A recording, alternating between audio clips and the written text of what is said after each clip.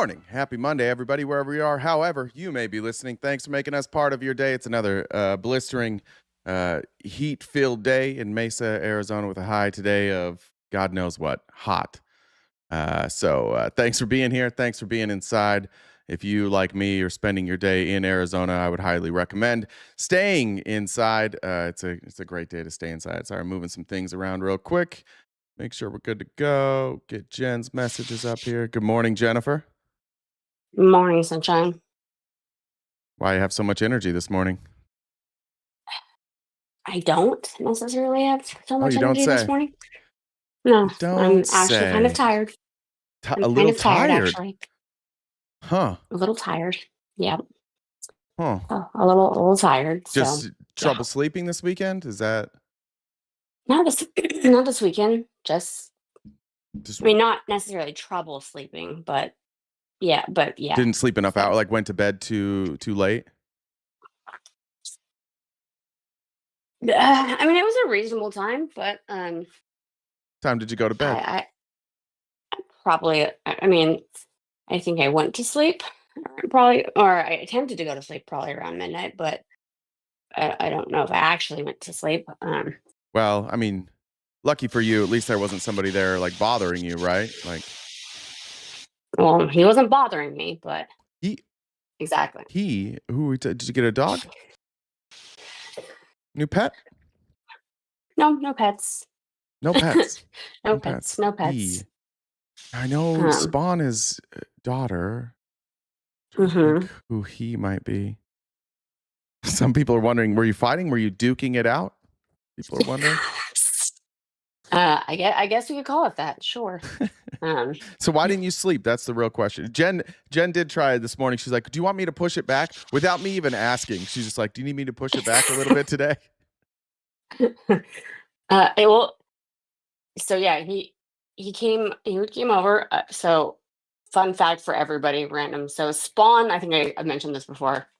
Spawn, I allowed her to get TikTok, and she is banned currently from watching TikTok because I wanted to talk about this, and she got last time I was talked about this, she was watching the live and she got a little upset. So, but he came over, and so like he's kid free on Sunday, so we've seen each other. So, oh nice. So you guys could go to church together. Yeah, we go to church, exactly. Good. I mean, but so I asked Spawn if she had a time preference, so I could go hang out, and she actually offered to go somewhere else and stay the night because she wanted to go do something. She started school this week, so I got to have a Spawnless evening, so that was nice. But and on that Spawnless evening, created new Spawn. I love that.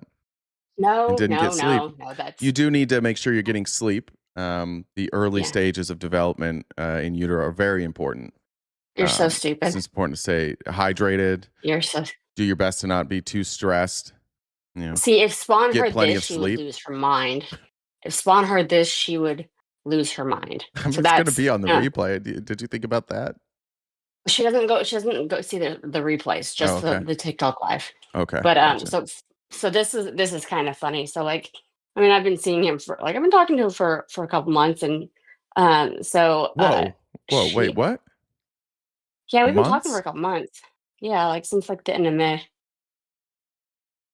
All right.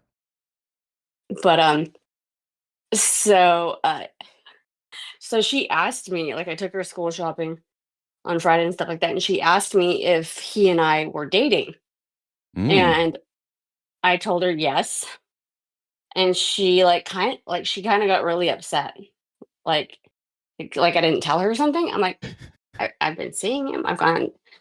So did you guys know? This is the fun fact. That if you don't ask, if you haven't had the "what are we" conversation, and someone didn't ask you to be their boyfriend or girlfriend, you're not dating. Is that true? According to Spawn, according to 12-year-olds, that's shit. I gotta have a conversation. Yeah. So I'll be right back. Let me go have a conversation real fast. So that was a whole thing. Like she got really, really kind of heated about it. You know what? I actually recorded it. It's hold on. I'll send the audio because it was so she got so upset. Let me find it. Are you Because seeing it was Amy this. in the chat this morning, by the way? Yeah, All right. Amy's being a bit much. Unhinged. Yeah, Amy's being a bit much. No, it's not enough. It's fine, Amy. So yeah, this whole thing about like um if you don't have that conversation, you're not actually dating.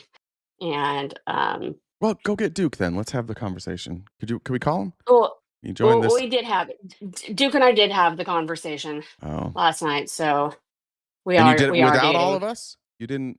Yeah, I apologize. I guess All right. And you said that you are, I guess. we're dating. So there's that.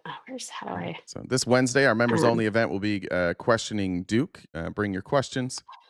And Well, I don't know if I don't know if that will be.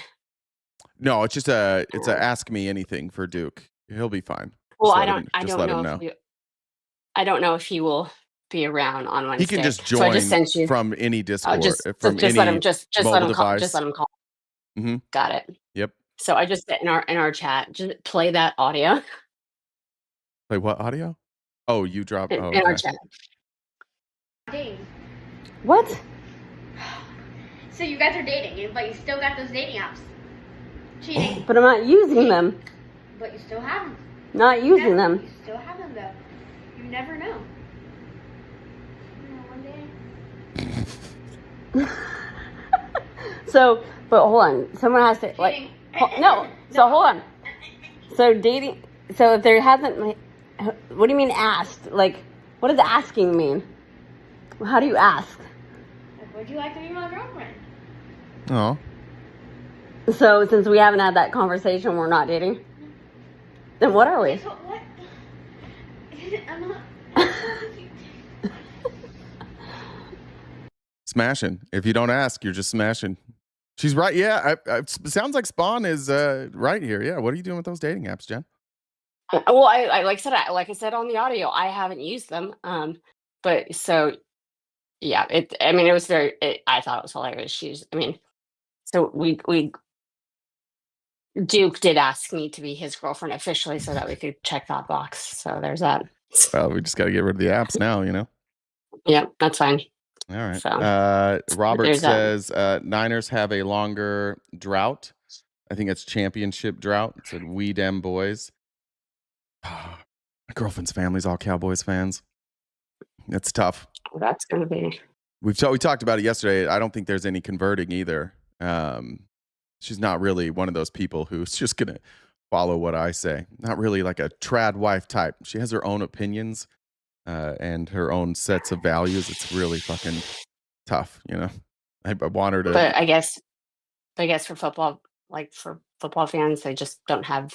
They're just okay with being not good.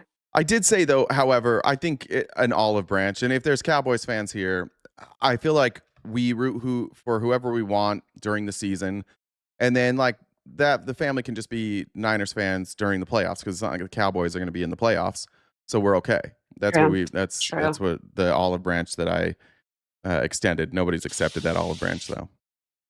So. Yeah, I mean, I guess Cowboys fans are kind of like, I guess Trump supporters. They'll just support him no matter what. It doesn't really matter what they do. Yeah, they'll just be like, no, we we won the Super Bowl again. This is the 13th year in a row that we've won the Super Bowl. We just keep doing it. That makes sense. It was stolen from us. Yep, that makes sense. But so that was so I'll unblock Spawn now from TikTok so that she can't be listening in. But yeah, so that was the funny thing where she a 12-year-old had to teach me. I mean, in fairness, I've never been big on the having the actual label thing. It's kind of it was always weird. But so there's that. Yeah. Can't mean those Cowboys won by 11,730 points. All you need to do is find me 11,370 points. We'll be good. Gosh. All right. Well, we can if you want to get going. Welcome everybody. We are live I think so Facebook's weird. Have you noticed we've gotten flagged on Facebook often? I don't know if that stays up like the stuff It doesn't show up on anything for me. I have no idea. What are we getting flagged for? Yeah. I think they're more sensitive about copyright and anything. So My mom they're just more sensitive. my mom just texted me and said, I guess she's listening. She said, I think this should have come up when I met her. The Cowboys, this might be a problem. Now my mom's upset. I have not told her that the family's Cowboys fans. This is Sorry, Mom. uh-oh. Yeah. That's just unfortunate. This might be the end of everything because Could be I'm getting in trouble. Love you, Juju. Anyways, like I said, welcome everybody. We do the show each day, Monday through Friday from 9:30 to 1. And we have a gift goal we need to hit each day so that we can keep doing this for you. Venmo, Cash App, PayPal, Super Chats all go towards knocking out that gift goal. Pay links are more preferable, the Venmo, Cash App, and PayPal, because they take less from us than Twitch, but anything is accepted and appreciated. If you are not already subscribed to us, you should. If you're a paid member on any of the platforms, you can join us for members only events. We have one coming up this Wednesday. We're gonna watch a couple more episodes, or we're gonna switch to a movie. So it's up to the memberships. There is, I'll show a clip. I think tomorrow CNN did like this whole Donny O'Sullivan did is it O'Sullivan or Sullivan? I feel like it's O'Sullivan, but that might be me just like placing some Irishness on him that isn't there. The CNN has this whole documentary that I guess I don't know what you call it, but Donny O'Sullivan's been working on for like 6 months, like just going through different voices in the Democratic Party, and I'll show you a clip. We might watch that, or we might watch more Life, Liberty, and the Pursuit of Unhappiness. Life, Larry, and the Pursuit of Unhappiness. Well, then, whenever you decide which one, then Did I say Sullivan? if it's a vote, we'll put it. Do I say Sullivan weird? Is that weird? Sullivan? I mean, Sullivan? Sullivan. It doesn't sound. That one doesn't sound weird to me, but Sullivan doesn't say sound lots weird? of other things. It's Sullivan. Okay. Cool. You're just saying it weird to be weird. I don't do that. My bad. Sorry. Anyways, wherever you decide to do for a members only event, if you're paid member or subscriber, wherever you're watching, you can join us for that. If you guys disagree with our TV and would like to come up and have a conversation, you can do so by sending me a message on Discord. My Discord username is the same as the Venmo, so Jen with 2 N's, double 2 B's, the number 1, and I can bring you on. Check out the link tree in the bio. We're on most social media platforms. We've got merch on Cameo. We upload these episodes to Spotify. What did the ram tell his sheep girlfriend when he broke up with her? Ram tell his sheep girlfriend.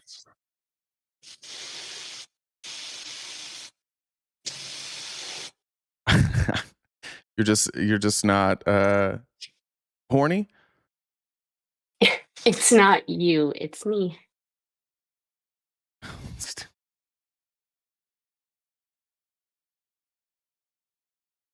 Mine was so stupid. I'm sorry. I'm sorry for that guess. I don't feel good about that. Somebody just said, I thought this was a joke. I saw somebody tweeting about MySpace coming back. MySpace is coming back? Is it the same people relaunching it? What in the world? How am I learning this for the first time? This isn't on the outline, but did you know this, Jennifer? I heard MySpace is coming back. I don't know necessarily what it means. I think the email that I used to use for that is no longer accessible. So I don't know the details of it, but yeah, I heard that. Yeah, I also lost my AOL email address or Hotmail, whatever I had at the time. The owners of the once popular social media platform, brothers Tim and Chris Vanderhook, announced plans to relaunch MySpace with a new vision. I thought Tom was the owner. Did they mean Tom? The brothers said they want to create a platform that feels different from current social media platforms, which many users complain are too focused on algorithms that are designed to encourage endless scrolling. Vanderhook said in a new documentary, MySpace, that they built an entirely new MySpace, but it did not work out. We really tried to modernize it, but it was a different company at that point. It wasn't the same MySpace. By the time they had been through 4 other sets of management CEOs, we were going to be the 5th ones, and I think that there were a lot of people who were just really done. Okay, so these are people that long after Tom. Tom Anderson sold the company in 2005, not expect to be involved. All right, we'll see. I'm just excited to I'm excited for a platform that automatically plays music the second you land on somebody's profile. As a nightmare scenario with mobile. Did you see the video of Jake Lang getting beaten up in Michigan? No. I never. Maybe was it like a week ago? I might have seen it if it was that one from a week ago. He might have, unless he got beat up again. That dude gets beat up all the time. He's. I don't know. I think he has a death wish. I don't know how long he's gonna last. Not that you should commit violence against people, but Jake Lang sure puts himself in the lion's den a lot. Asta Sophia out here bragging, said enjoying my 2 weeks paid vacation. She was just on like 8 weeks of paid vacation, and free universal health care, sending in my weekly Antifa dues. So just a consistent reminder that you can live in a country that guarantees you paid vacation and single payer health care, and you have disposable income to send to streamers, which I appreciate. Asta Sophia from across the pond, thank you very much. And a reminder to everybody else to get your Antifa dues in. It is the start of the month. Some of you are late from last month, and if we get them in by the 5th, we've got a little wiggle room. We will waive the late fee. All right, here's a story that definitely didn't happen. Today's title is called Jong Trump, and it's exclusively for this reason. I tried to actually see if this was AI. It may or may not be. I'm not sure. This is Donald Trump tweeting out the winning shot in the Bedminster Club Championship. Thank you very much to all of you, all of those who participated. I won with a score of 70, and I'm so honored that unlike the rest of the field, I'm given very little time to practice because I'm focused on many other things. It's called talent, and I have it, and they don't. Just shits on all his membership. And then I guess the video didn't play there. That's a screenshot. He says it's the winning shot, which doesn't actually make sense because it doesn't go in. So he still had to putt. I don't know who he's playing against here. There is not a shot in fucking hell he shot 70. There is I mean this legitimately, a 0% chance he shot 70 unless they moved these tees up to like 200 yards to the green on every single hole. There's no way. Shooting your age in golf is a huge accomplishment. Huge. Is he 79 or 80? He didn't shoot 70. This man hasn't been able to shoot 70 maybe ever in his life. He was never that good. He's probably carded a couple 70s. None of them were true. There's no shot he shot a 70 here. And the poor people at his club have to see another championship go to him, and then he just shits on them. He shot 70 on the front nine. Yeah. Can you shoot 70 in putt-putt? Yeah. There's no shot. Like 70 is a good round for me, like a pretty solid round for me.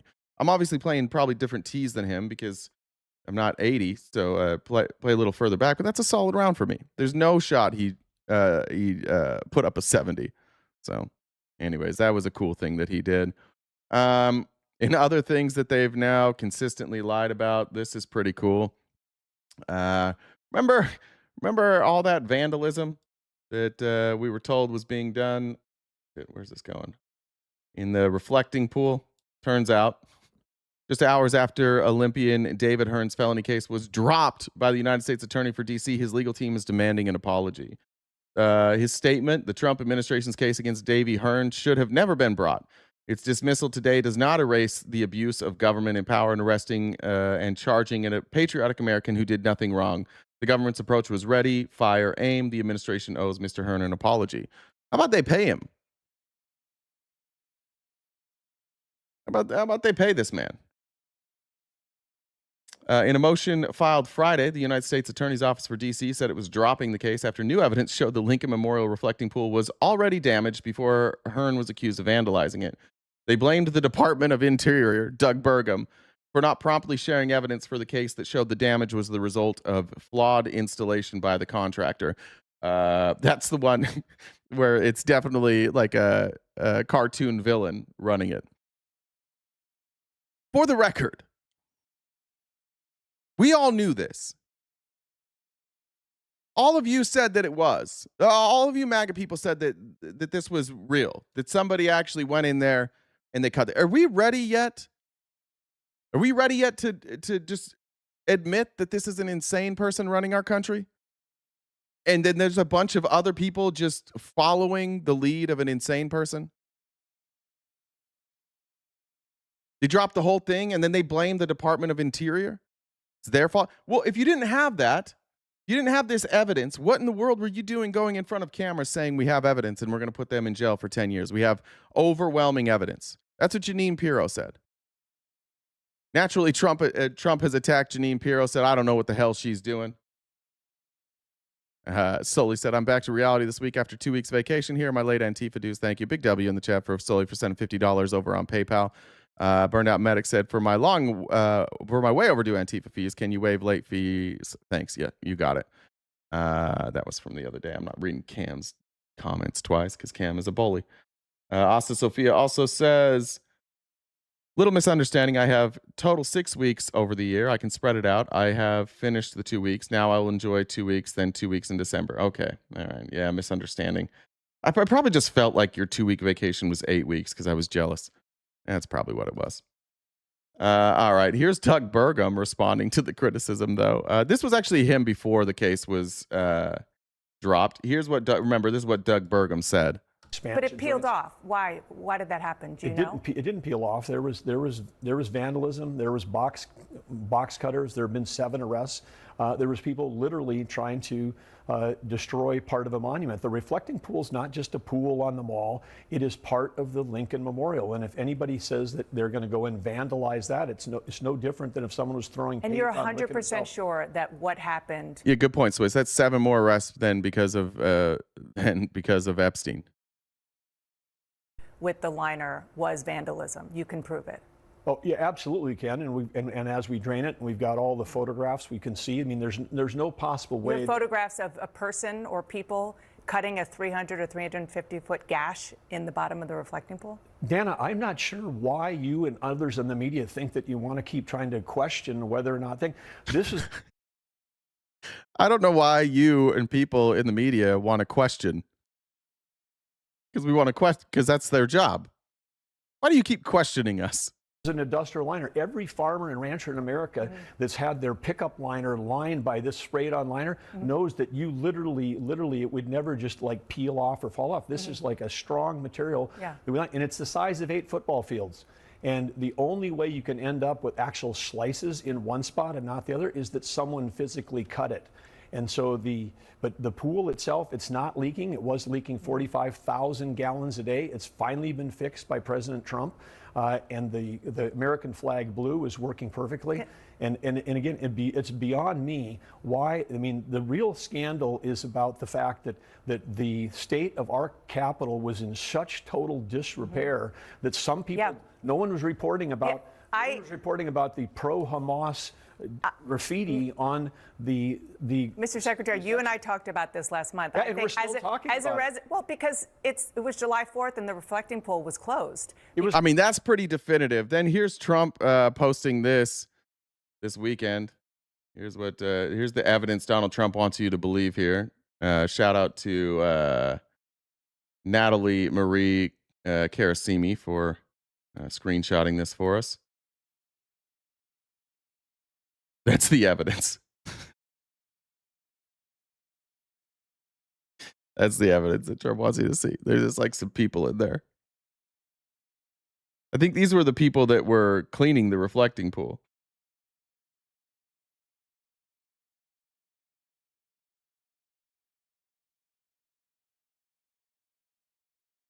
How in the world is our TikTok getting so flagged right now? This is crazy. I don't know. Do you guys see it?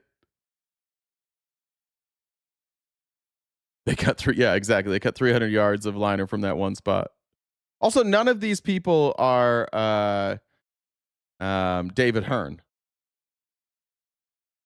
I think this might be right here. That's where they pulled it up, maybe. This was the evidence.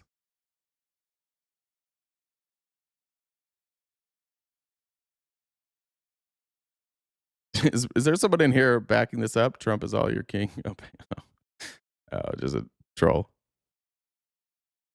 Anyways, Jong Trump here. Imagine still being on the Trump train today. All right. Now here is Doug Burgum after they have dropped the charges. Here's what he put out on Twitter. The evidence is clear. Vandals have repeatedly caused damage to the reflecting pool. Some of these acts were even caught on camera. We also provided the U.S. Attorney's Office expert and eyewitness testimony to the damage done by vandals and provided every piece of evidence they asked for in the requested timeline detailing each area of damage at the pool. The reflecting pool is part of the Lincoln Memorial, dates back to 22. Intentional damage, I skipped there. Done to the reflecting pool is no different than defacing any one of our other national monuments. We won't back down to deranged people who want to destroy, deface, or degrade our monuments. Those people don't exist. Like they're now talking, they're so proud, so tough. We're not going to back down from imaginary people. That's your guy. That's the one you guys come in every day and get upset with us for covering. I was like, why are you always criticizing this guy? That's why. You put somebody through hell. You put his name out there publicly, a former Olympian.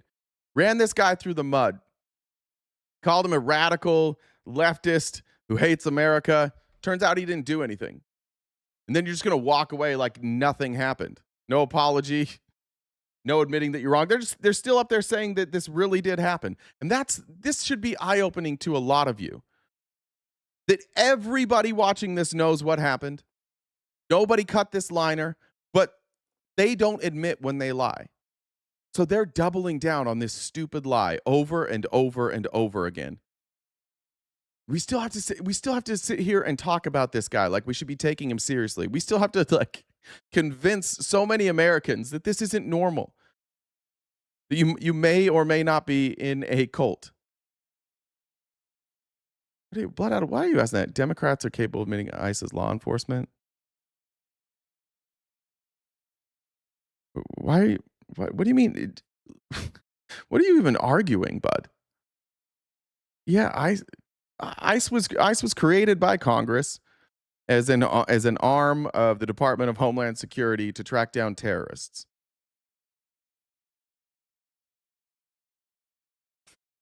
What is this argument even? I don't even get it. Like, are they supposed to enforce the law? Sure, I guess. I don't understand what this is. I don't understand what point you're trying to make here. Well, immigration law, right? I don't know. Does that matter? That seems like the silliest thing to argue about.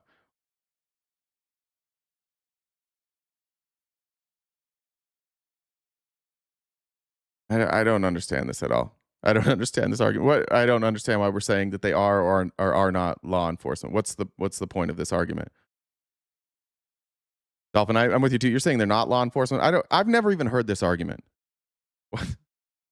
I don't think it matters very much, but Mark, nobody's crying. Cowboy said we really let the eating cats and dogs lie go too quickly, and here we are with this and Magic Mitch. Yeah, Magic Mitch is cool. Can Trump be sued personally? Defamation? Yeah, once he's out of office, he certainly can. It worked for E.G. and Carroll. I assume. I mean, I would bring a lawsuit for defamation if I were David Hearn. Okay. Let me skip here. This is actually really interesting. Thank you. I can't remember. I need to give credit to somebody for putting this in Discord this morning. One of the things that Eric Trump loves to go on TV and talk about is how they were victims of debanking, but more importantly, why they got into crypto was because they were debanked over January 6th. Now, Capital One is asking a federal judge to dismiss a lawsuit from the Trump organization over the closure of hundreds of bank accounts back in 2021, arguing in new papers that the shutdowns were the product of a months-long anti-money laundering review, not retaliation for the January 6th Capitol riot, as the Trump family businesses have claimed. In a motion to dismiss in Florida federal court, Capital One's lawyers wrote that the bank's own filings and the Trump's businesses allegations make clear that Capital One closed their accounts for anti-money laundering reasons. The bank said the decision followed months of analysis and careful review by its financial crimes team, which it said was staffed by employees with decades of law enforcement experience. But the filings suggest the Trump organization and affiliated entities were given no opportunity to address any money laundering or compliance concerns before the account's closures. I believe they have every right to do that. If you want to sue, you can sue, but you can't say that it was for January 6th when it's for money laundering. I'm guessing The Trump team and their PR team said, let's call this retribution against us for J6th. Just one more attempt by the Trumps to become victims where they're clearly not victims. It's unclear if subsequent banks for the Trump organization have ever raised money laundering concerns or what steps the organization took in response to Capital One's allegations. The Trump organization didn't immediately respond to a request for comment. The fight is one of several lawsuits Trump-aligned entities have brought against major banks since Trump returned to the White House. Case centers on roughly 385 accounts that are tied to the Trump organization, Eric Trump, and a collection of affiliated businesses, including a winery, a bottled water company, and a golf course developer that banked with Capital One for more than a decade before the accounts were shut down in mid-2021. In an amended complaint filed earlier in July, the Trump-affiliated companies insisted the closures had nothing to do with financial crime or money laundering, but everything to do with politics. Trump organization alleges Capital One moved to distance itself from Trump after the Capitol riot, and the bank cited anti-money laundering rationale was invented after the fact to cover for that decision. Capital One denies this. Its lawyers arguing in the new filing that the Trump theory rests on cherry-picked quotations unsupported by the full context of the bank's own records. Clearly, right, if the bank has already opened an investigation, and if they have evidence that they had already opened an investigation before the actions on January 6th, then that's a win, right? The majority of Americans support Trump and Israel. There's no polling to back that up, bud. Cite your source, please. Large sections of the Trump link amended complaint from July remain blacked out under a court-ordered sealing order, including an entire portion titled January 6, 2021, the political trigger. The bank says its contract gave it broad discretion beyond disputing the facts. Capital One has reiterated in the new court filing it had the right to close any account at any time for any or no reason and without notice, language the Trump companies do not dispute. I don't know what the lawsuit's here for then. All right, this guy spends a lot of money on lawsuits. What if you're not arguing that they can close it at any time for any reason? Then what's the lawsuit for? Capital One has asked Altman to dismiss the new complaint permanently, this time without another chance to refile. The bank is also pushing back against a new claim the plaintiffs added in July that Capital One defrauded them by staying silent about its reasoning. Capital One's attorneys say the bank had no obligation to explain itself in the first place and separately argue that the federal banking secrecy law would have barred it from disclosing internal anti-money laundering findings even if it wanted to. No, just one more line. Why are we talking about ICE? How are we arguing about ICE in the chat? What's going on here? Your name's Blood Addled? Man, I hate your username. What kind of bitch comes in and is like, I love ICE. ICE is doing a great job. Did you just decide, did you have an argument with somebody about whether or not ICE enforces the law and you just showed up today to continue it? You don't have anybody to argue about or argue this with in real life? To what? What do you want me to open my eyes to, Blood Addled? I'll address this and then I'm going to mute conversations about ICE. What do you want me to open my eyes to, Blood Addled? I'll respond to you. CNN did ride-alongs with ICE heroes. I wouldn't characterize them as heroes. Yeah, CNN did ride-alongs. What else? Just real quick, because then I want to move on. I don't want the chat to just be talking about ICE all day.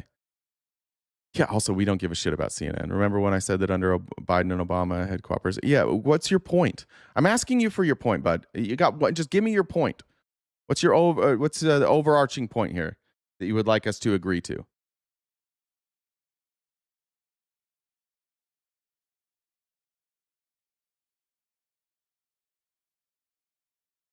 ICE's law enforcement every year, but they once. Okay, who cares? That's what you want? It's all for fake. Okay, cool. We're not talking about ICE anymore. Cool. You think ICE is law enforcement every year, but the ones Trump's elected? Fine. We're not talking about ICE today, though. So you need to drop the ICE shit. We're going to talk about other stuff today. I don't want to. I try to keep the chat engaged in a way where we're talking about what we're talking about. So could you just you can go somewhere else? I've read what you had to say. I hear what you have to say. You've been heard. Let's move on. Let's talk about real shit now.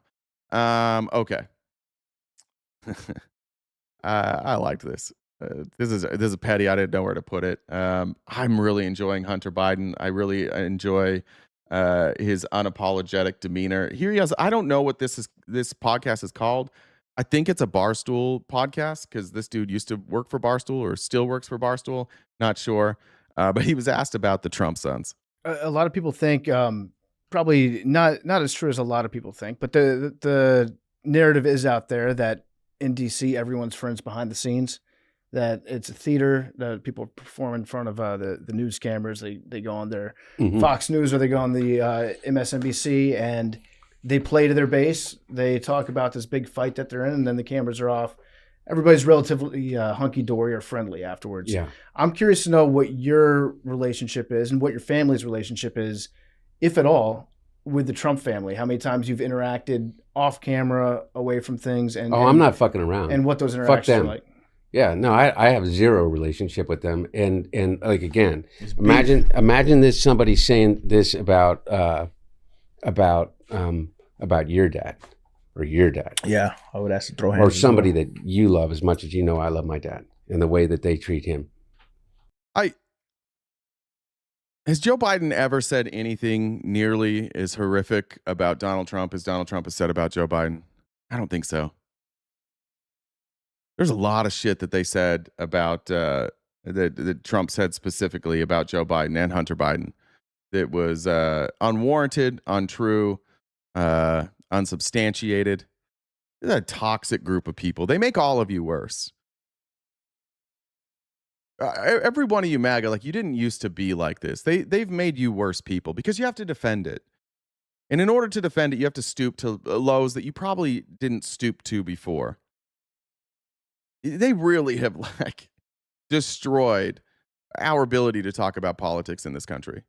And I really mean it. Is that I know, and you know, that whole thing is that I'm not running for anything. So I can say whatever the fuck I want. And here's what I think.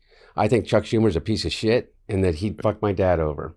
Agreed. I think that the Speaker of the House, Nancy Pelosi at the time, also was involved in that. And so I don't have anything nice to say about it. We're right not now. we're not And fans you know of what? Nancy. And I'm supposed to be the guy that says, oh, but you know what? What for what Nancy Pelosi has contributed to this country and to the Democratic Party, I'm not supposed. Fuck that, man.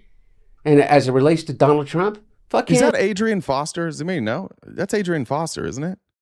Fuck his sons. Fuck his daughter. I mean it. All of them. The whole family, down to the grandchildren. I hope for the rest of time that I am on this earth, that their names will live in ignominy. And by the way, here's the thing. Like, oh, this is going to get... Blue Chew said, in Pleasant Grove this week, visiting in-laws help. I've got just what you need, Blue Chew. Hit up Daylight Donuts. Go get yourself a chocolate bar. You probably know all about Daylight Donuts if your in-laws are there. But if you don't know about Daylight Donuts, go to Daylight Donuts. It'll change your life. Clipped, and this is going to be the thing, and you go out there. But let me just tell you something. What would you expect me to say? Yeah, Lucian. I think that's Arian Foster from the Houston Texans. What would you expect me to say about a man that treats my father that way, publicly? What would you expect me to say about a man that treats my mother that way, that treats my sister that way? They stole her fucking diary and published it. Said my dad is a pedophile. Yeah. They were involved in that directly. What would you expect me to say about a group of people that have the capacity and the capability to do that? They may think, oh, all's fair in love and war. And now, I'm pretty sure that Hunter Biden has made at least some reference to Donald Trump being a pedophile. I don't know of any instance of Joe Biden saying that. Politics. And, well, that's how you get power. Well, you know what? Fuck them and fuck that. They have done the most awful things to my family. And to me personally. Forget about me, though. I can take it. But I'll never forgive that. Yeah. Plus, the Trump boys are just dog shit. They have accomplished nothing. These are Nepo babies that, like, even for people who were born with a silver spoon in their mouth, have accomplished virtually nothing. Ivanka's the most accomplished of their children. And even her accomplishments are... These aren't people who have accomplished things on their own. They've been working for dad their entire life. Everything that they do, they claim is the greatest thing ever, and almost everything they do fails. Almost like pick a company that Trump started or his boys started before he was president that ever succeeded? I'll give you Ryan Mitchell. Appreciate it. This is we all just hate Trump. Yada yada yada. Yeah, this is all Trump derangement syndrome. Can you name me one company Donald Trump started before he was president that worked, that was successful? Going to what as a woman, brother? Stop using other people's tricks. Can anybody? Just a name of a company that worked? That's true, Ryan. He's still the president. You're doing good job, bud. Good job. Now, could you name a company that they started that successful? He is a real estate mogul. The question I asked was, what company did he start that was successful? Ryan, you have to answer my question or else you get muted for 5 minutes. Name a company. You can either say, I don't know, or you can name a company, but you can't just keep jacking Trump off publicly. It's getting tough to watch. William, we're not asking about me, right? We're talking about Trump. But I have started successful companies. I've sold successful companies. My success rate is higher than Trump's, for sure. He just has more money. Any? Nah, not any of them. What company did Biden start? None. But we're not. But again, nobody's claiming that he was a successful businessman, right? Donald Trump keeps claiming he's a successful businessman. This is pathetic. Should we do True Social? Is True Social successful? They're losing money. They lose money every quarter. They have never been profitable. In what way would you say Truth Social is a successful company? How are you measuring success? Just if it still exists? Is it, if it's so easy to get billions of dollars, where are your billions? Well, the thing is it's easy to get billions of dollars when you start with hundreds of millions of dollars. And my dad didn't hand me, $350 million worth of assets. So if I started with the money, if Trump would have just taken his inheritance and just put it in bonds, or not, but yeah, even bonds. Yeah, he would have been more wealthy than when he took office.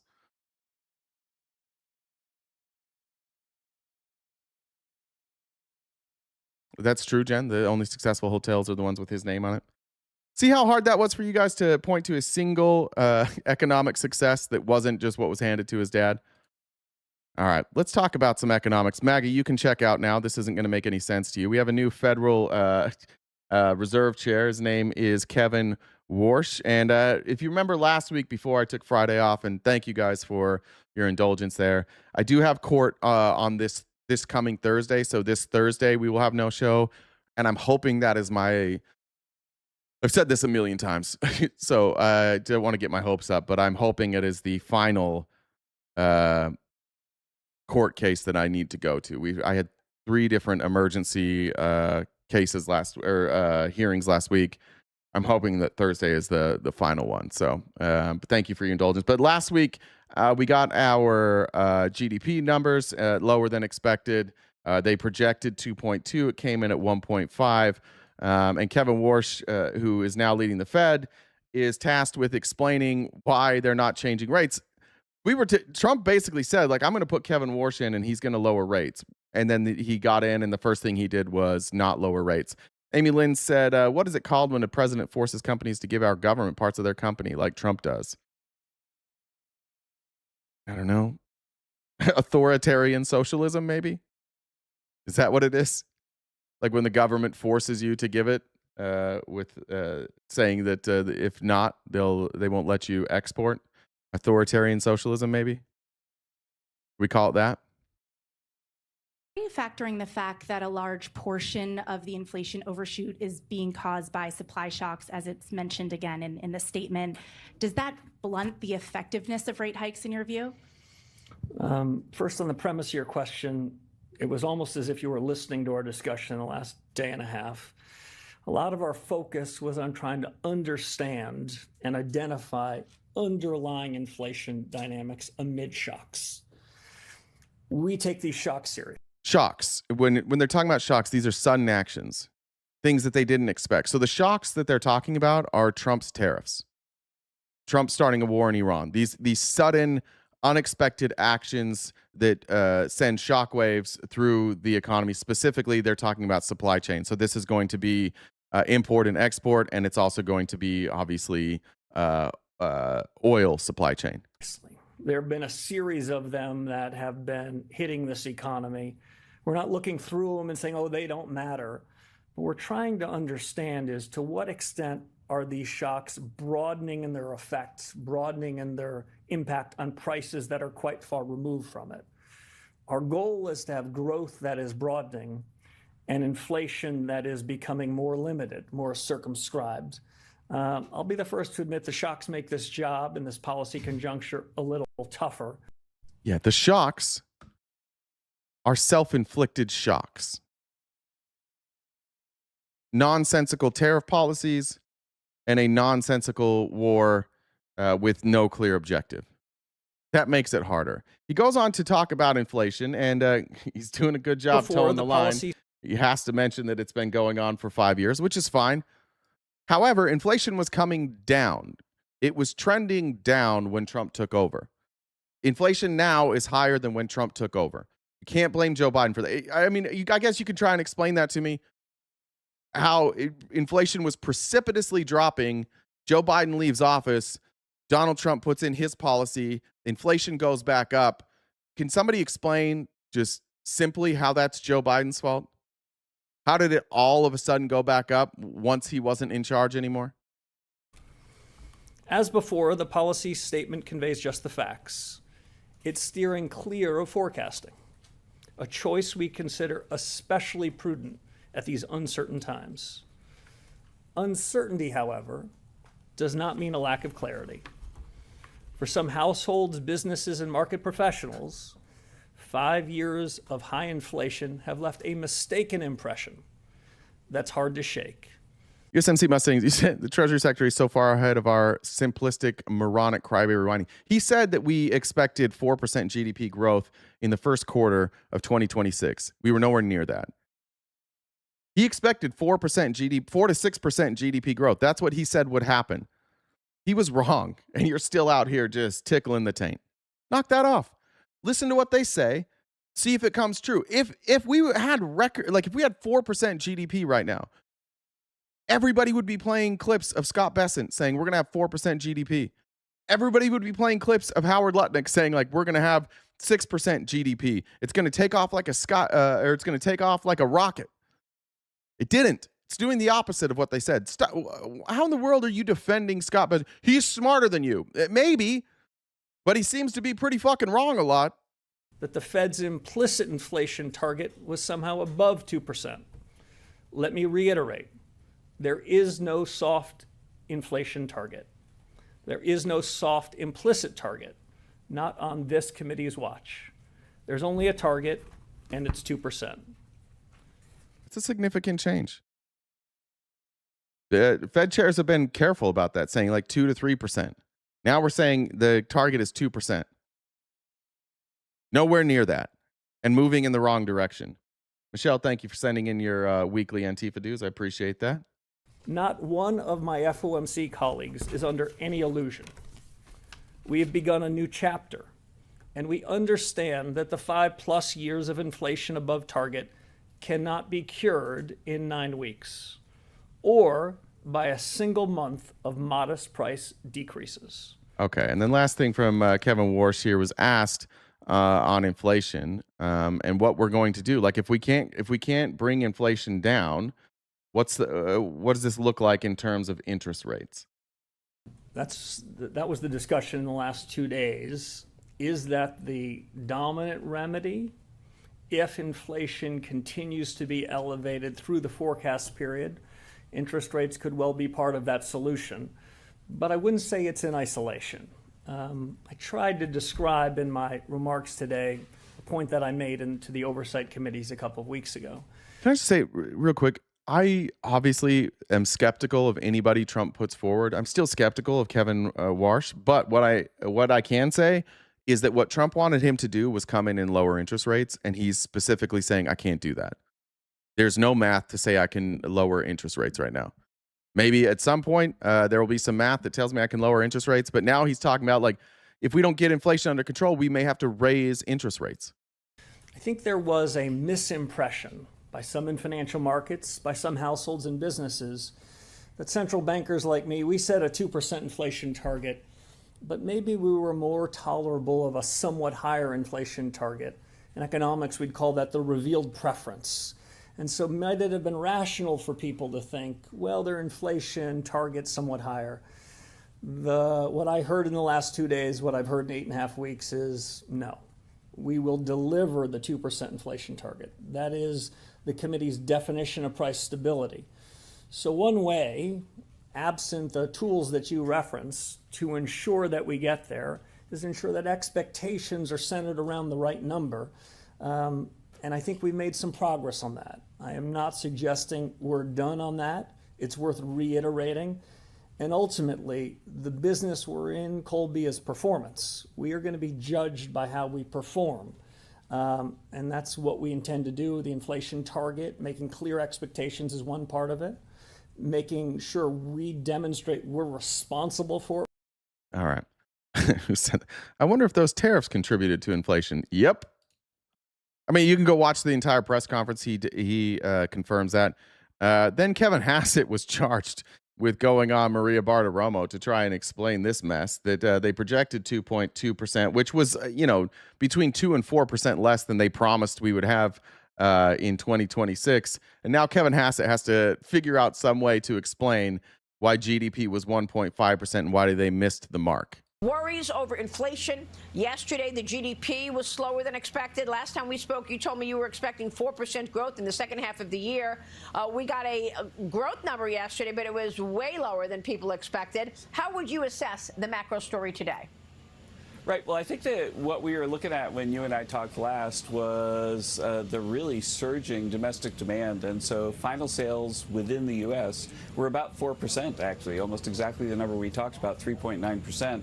And the reason why the top line number was 1.5 was that we imported so many capital goods because we're building factories so fast. Hold on. We imported so many factory goods because we're building factories so fast. Where? Where are these factories that we're building so fast? We're importing these goods because we don't make them. And it's the only place we can get them. Are we building massive factories to build microchips everywhere? Are we doing more of auto manufacturing? Where is this massive growth in manufacturing? If he's talking about data centers, I guess maybe, right? And we do probably have to. I don't know exactly. I don't know where we're getting the turbines. Can somebody tell me if you know? Are the gas turbines that we're using to power these data centers, are they imported? Is the steel imported? Probably. Certainly. I thought we were leading in AI. I thought we were building all the chips. I thought we built all the GPUs. I don't know what he's talking about. Honest to God. Like he says stuff like this with a straight face. I have no fucking clue what he's talking about. I do this for a living. I keep checking like manufacturing. Like we're not seeing an increase in building manufacturing companies. The number we talked about, 3.9%. And the reason why the top line number was 1.5 was that we imported so many capital goods because we're building factories so fast that the number was different than we expected by a little bit.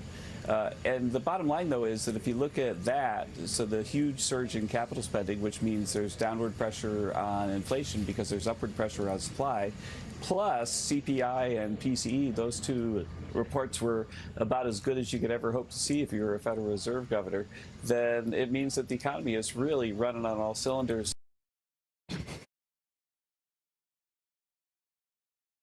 Is that what it feels like to you guys, that it's running on all cylinders? Everything's just sunshine and rainbows. It's all working out. It's definitely GPUs, imported capital goods. Yeah, I mean, I assume that's what it has to be, right? But those are for data centers. I'm even looking, let's see. I mean, we've seen an increase of capital goods. Let's see if I can get through 2026. Sorry, that's building that out. Oops, that's not what I wanted. I see 200 and starting quarter. Yeah, I mean, we've been increasing you can see here. I use Perplexity. That's the increase in capital goods each year. I don't know if can we expand? Expand. See if we can get the numbers through 2026.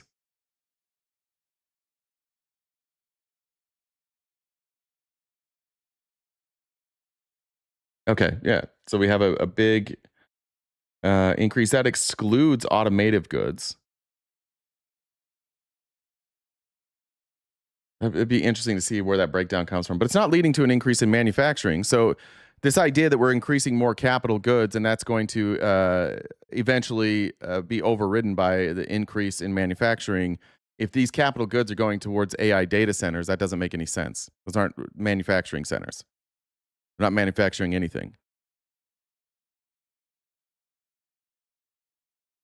See how they just lie? Here he is now. He's asked about what we're all feeling. Most Americans aren't feeling this. Can you explain that? President Trump, as you well know, talks about the economy frequently, bragging about it. He calls it the hottest country in the world. And here's something Commerce Secretary Howard Lutnick said back in December. Look for the second quarter of 2026 to be amazing as all this money comes back into the economy from this big, beautiful bill, which really takes care of Americans. Finally, the president. Where were those people earlier talking about Trump's economic advisors? This was the second quarter of 2026? Were all those jobs flooding back in? Has the power to take care of Americans. Someone actually in the White House cares about the real people of America. Mr. Secretary. You said just a moment ago, Kevin, that consumers are optimistic, but we have this poll where 77% of Americans say economic conditions are overall poor. You watch CNN. No, bro, that's I got to start covering the logos. That guy works for the Trump administration. Oh, it's CNN. It's probably fake. That is the lowest of Trump's second term so far. Is this the, quote, amazing economy the administration thought you'd all be boasting about when the, quote, unquote, big, beautiful bill was passed more than a year ago? Well, again, right now the economy does look amazing to me. The inflation's going down, the unemployment rate is low, initial claims like almost no one's getting fired. And by the way, inflation is not going down.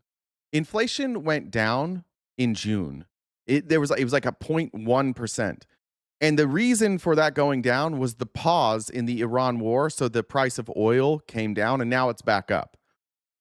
This idea that inflation is trending down, just so you know, the data point that he's relying on there is June, when the war in Iran paused and oil prices came back down for a little bit. They're back up now. So inflation's on the way back up. final demand was up about 4%, which is about what my friend Howard Lutnick was predicting back then. It was the sort of surge in imports of capital goods that I think that caught people a little bit by surprise. That's why the number was a little bit lower. But I think that you're seeing really, really strong growth. And in the end... Wait, what we're measuring, just so very simply, we're measuring gross domestic product. That's GDP, right? So you want to see your gross domestic product grow if you're growing the economy here. When he keeps saying it's these imports, the reason that's the number, they're just saying the United States is getting worse at having a net positive gross or domestic product. We want that around 4%. It's 1.5. We're way below projections. So he's literally just saying the thing. Like he's saying, like, this is how GDP works. If you put out more than you bring in, then that number is positive, and the more you put out in comparison to what you bring in, the higher that number is. This number is lower because we can't manufacture shit here. So we're having to import more stuff than we've been in the past. So a year and a half into the Trump administration, they're saying the quiet part out loud, that we actually, after a year and a half of Trump, have to import more stuff than we used to have to import. Under the Biden administration, we were able to export a little bit more and import a little bit less. Under the Trump administration, we're exporting a little bit less, importing quite a bit more. They're just saying that more jobs, more manufacturing is being done overseas now than when Trump took over. That's what gross domestic product essentially is measuring here. So saying, like, sitting on TV and saying, well, yeah, we can explain it. Well, of course you can explain it. You can see the numbers. But what it doesn't match with is their promise that they were going to increase manufacturing, that they were going to raise GDP. They didn't. And they keep saying, like, oh, we just didn't expect that we would have to import so much. Yeah, because your manufacturing didn't keep up. The reason that Lutnick and Hassett and Bessent were saying look for Q2 of next year is because they believed that the big beautiful bill was going to incentivize people to increase their manufacturing output. They believed when Trump was saying we got $19 trillion in investment coming back into America. They believed all that shit. And it didn't come to fruition. None of it's coming to fruition. Where is that $19 trillion? Where's the manufacturing boom that we were expected? It's one thing, like if we were looking at this 1.5 number and we were seeing a massive increase in manufacturing plants going up all over the country, then you could say, like, oh, okay, this makes sense. We're going to see GDP drop while we build up manufacturing. That makes sense because we have to import the goods that eventually we're going to make. But they're not doing that. They're bringing in the manufactured goods for AI data centers, which doesn't increase manufacturing. Either this administration was always just going to, like, fuck us all over and give everything to these AI companies, or they're just flying blind. But they are not increasing American manufacturing, clearly. But I think that you're seeing really, really strong growth. And in the end, one of the things that I can say as an economist is that there's a big economic literature that says that in the end, people vote based on what's in their pockets. There's a guy named Ray Fair at Yale that has a famous paper that shows that that's... Good point. Amy said second quarter oil companies' profits doubled to quadrupled. So there is that. Yeah, great job, oil companies. Congratulations on your record profits on the backs of the American people. What people have in their pockets is the best indicator of what's going to happen to elections. And so if you take the Ray Fair model, then you could say, well, actually real incomes went down under President Obama, then President Trump won, and real incomes went down under President Biden, President Trump won again. And so I think that the real incomes growing right now are a really positive sign politically, and much more positive sign than something I would see. It's a very positive sign politically. Trump's numbers have never been lower. The number of Americans in my lifetime saying that we are on the wrong track, I think, is at all-time highs. It's like 77% of the people don't trust this administration and don't think that what they're doing is working. So I mean, I know it's your job to go out there and spin it. And what's the counterclaim here? Like, we're doing shitty. We're doing a bad job. All of our numbers are down. But what's the counterclaim here? Why should we still stick with them? Anybody want to guess what he says? Market is spiking yields, and I'm just wondering if the bond market is telling us something different here. What would be your biggest economic risk if you had to look at one risk for the rest of 2026? All right, so she's talking about the bond market. Our bonds are not as popular as they once were. People are selling bonds. Some are selling bonds at a loss. People don't believe in the United States government. People are less trustworthy that their bonds will be paid back. So our bond markets are taking a hit. So she's just asking, like, what's the economic indicator that you're looking at? So you would look at unemployment. You would look at wage growth. You could look at GDP. You could look at debt to income ratios being more balanced.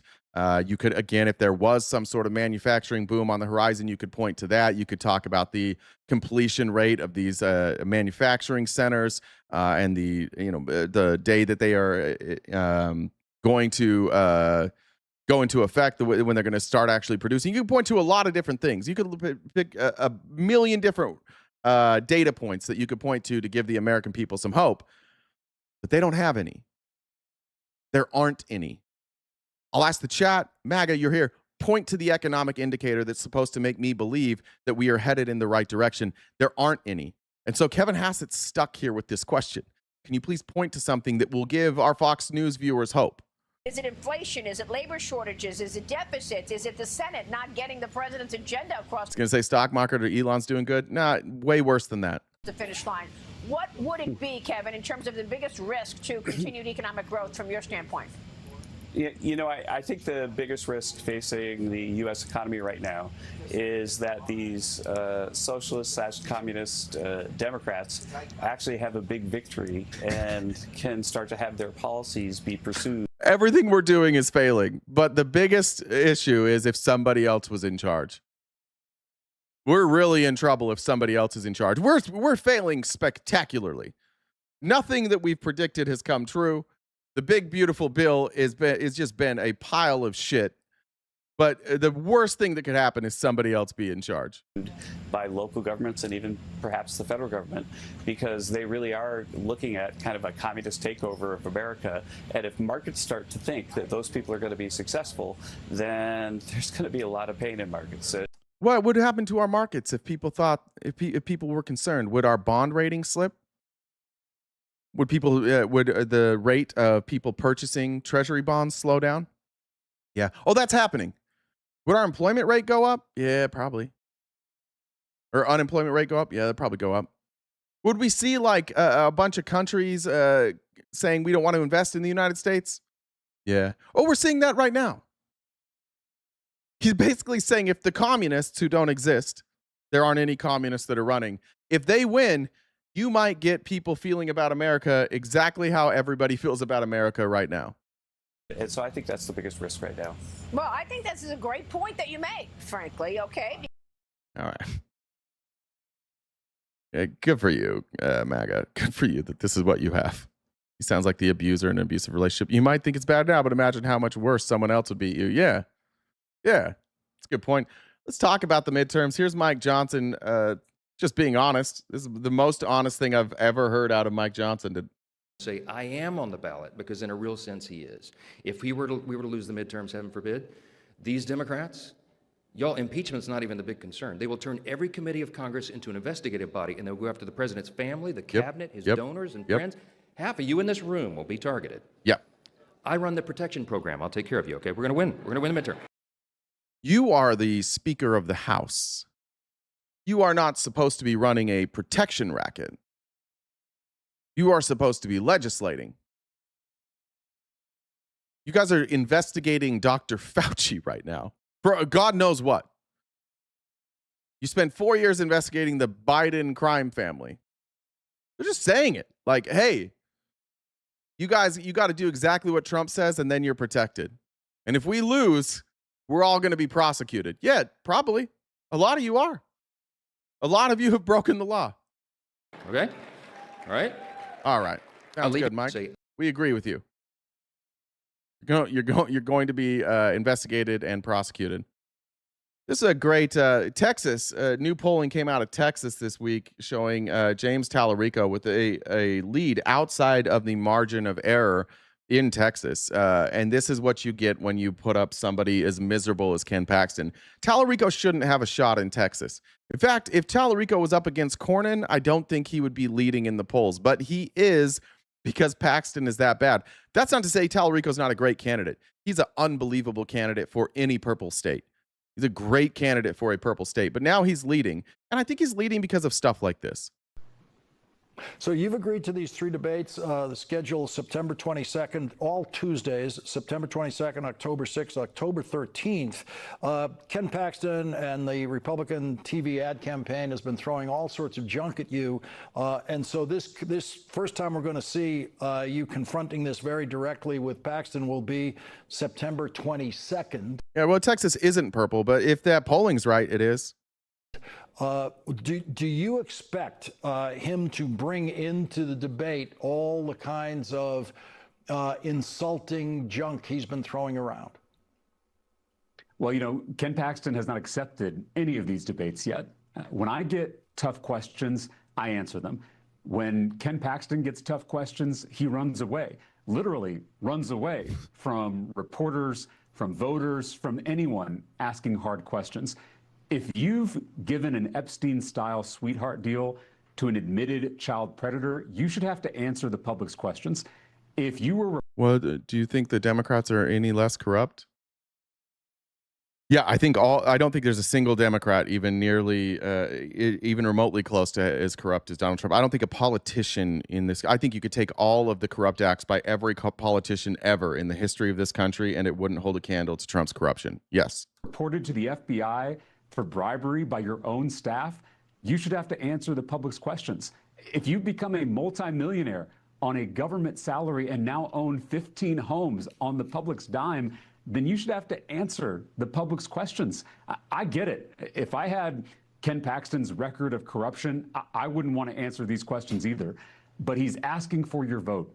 He is asking for your trust. And the people of Texas deserve answers. So I've challenged. MAGA, I'm going to give you an opportunity. I want to hear why anybody in Texas should vote for Ken Paxton, but you can't say anything about Democrats. You have to give us a reason, like one positive reason to vote for Paxton, one thing that he brings to the table that would give us a reason to vote for Ken Paxton in Texas. And you have to do that without any whataboutism. It has to be what Ken Paxton is going to do or has done. Challenged Ken Paxton to these 3 televised debates. The networks have already set the dates and the times and the locations. We're just waiting on Ken Paxton. I'm not afraid of tough questions. We'll see if Ken Paxton can say the same. So there could be an empty chair at these debates. There might be. And Ken Paxton has a long history of saying one thing and doing another, of promising to show up and then not showing up. And so I'll believe it when he walks onto that debate stage. I think the people of Texas deserve answers to their very legitimate questions about his career of corruption. He hasn't debated in more than a decade. He hasn't made himself available to questions from the public. And I think that should end this November as Texans face this very important choice on November 3rd. What is that? Salt Lake City Hilton in 2010 much? What does that mean? Like Hilton in 2010 much? What am I missing about the Salt Lake Hilton in 2010? All right, great job. Oh shoot, by Tallarico there. It's hard to see a scenario where Paxton wins. The longer this race goes on, the worse it's getting for Paxton. It's not going well in Georgia either, where Ossoff now, wasn't it like a 13-point lead he's opened up now in Georgia? Out over K-Files exclusive reporting on a Republican Senate candidate's relationship with his controversial son-in-law. Georgia Republican Senate nominee Mike Collins abruptly ending a press conference after repeatedly refusing to answer questions about his son-in-law, David Allen Scheer II. Now, I don't think if you are a candidate for Senate that you should have to answer for the actions of your son-in-law. I don't think that necessarily reflects on you. It's not your kid. People marry shitty people. Sometimes shitty people enter a marriage. Sometimes people become shitty in a marriage or after a marriage. But Mike Collins here shouldn't necessarily have to answer for his son-in-law. However, what his son-in-law is accused of, and not accused of, what we know he has said, is pretty outlandish. And Mike Collins has kept him close. So I think because he's kept him close and he's politically active and he said some pretty out there things, it's fair to ask him the question. If he doesn't agree with what his son-in-law says, a simple answer of, hey, I don't agree with what he's saying. I don't want to make this central to my campaign. If you want to ask me specifically things he said to see if I agree with them, I'll answer you yes or no if I agree with them, and you can leave it at that. I don't expect him to bury a family member, but it is fair to ask him if he agrees with those statements. Scheer, as a K-File investigation revealed, is a social media influencer who has promoted white nationalist ideology, circulated anti-Semitic conspiracy theories, and shared Nazi imagery. Mike Collins was at a Georgia hospital yesterday to discuss health care when reporters asked whether Scheer had performed work for Collins' campaign and businesses. Collins said the matter had already been addressed and then attacked his Democratic opponent, Senator Jon Ossoff. We've fully addressed that. But Jon Ossoff refuses to disavow these Democrat socialist movements in our country. Why would he? What do you want us to disavow? These Democratic Socialist candidates, MAGA, while you're here, tell us what you want us to disavow. What is it that they've done that we should be so afraid of? Benny said, did you see water supplies in multiple states have been targeted lately in cyber attacks? Iran is the main suspect. Thanks, Trump. Yeah. And I don't even know that's, you know what sucks, Benny, is I don't even know if I should believe that Iran is the main suspect. Could they be? Yeah. Would I understand if we're talking about like going after their infrastructure? Could I understand them coming back at us? Yeah. But like, I don't even know what to believe anymore. Once again, though, what would you like us to point to something one of these Democratic Socialist candidates has done that you think we should disavow? Collins went on to repeatedly attack Ossoff while reporters continue to press him on his son-in-law. Could you address the question regarding anti-Semitism? What role was your son-in-law playing in your campaign? Could you address his question, please, sir? You don't want to talk about your son-in-law at all? Do you embrace him in the family? Share his views? Well, you saw Collins there waving and walking off. He did not respond. He ended the press conference. Out front now, Andrew Kaczynski, who broke the original reporting, which is sparking all of these questions now at the center of this crucial must-win race, frankly, in the Senate for both parties, Andrew. So Collins said that the questions about his son-in-law have been fully addressed. But that's not the case at all, is it? Well, no, it's not. And for some context, Scheer is married to Collins' daughter, Summer, and he explicitly promoted white nationalists. He blamed Jews for 9/11, shared Nazi imagery, and said America could rebuild community only by clearing our land of other people. That was during discussion about racial and ethnic minorities. Here are just a few of those examples. The only way we can reestablish community is by clearing our land of other people. I want to enjoy my slice of this world with my people. With respect to every single white guy in the South, you lost the war for your land. You lost that. Anybody in the South that's like, this is our people, you actually lost. And the people who won the war allowed you to stay. But you already lost that. You became visitors. You seceded against the country.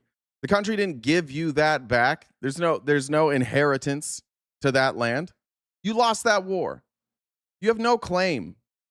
Why are you so fragile, though? Why are all these fucking Republican white dudes so goddamn fragile? We can't have anybody but white people around us. Otherwise, we get too angry and we can have no social cohesion. Well, don't be a bitch. How about that? Stop being such thin-skinned, small-brained little bitches. I don't know what you're so afraid of. Being American, in my opinion, is to be of the founding stock or to be related to the founding stock, meaning you may not have directly descended from people who came here as European pilgrims and Puritans, but you may be related to them in your European ancestral heritage. I mean, what the fuck? Like, honestly, what the fuck?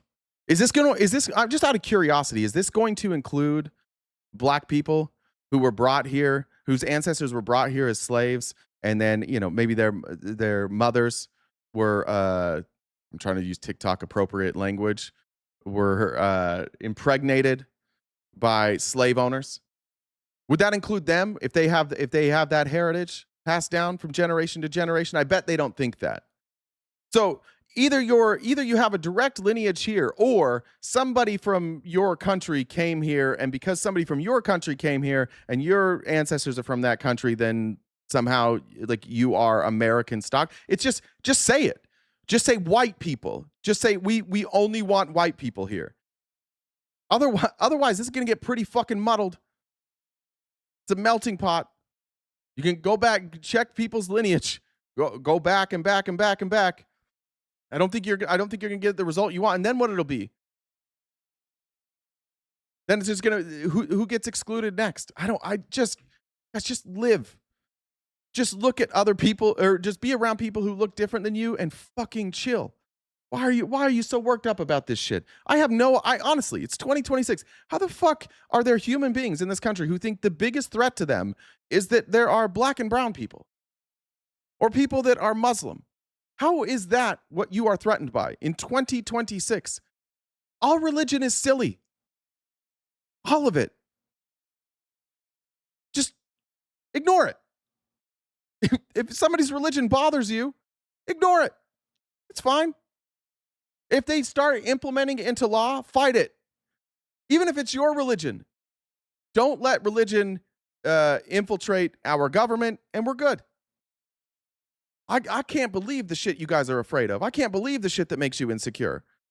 Can't believe the shit that you spend your time talking about. None of this is real.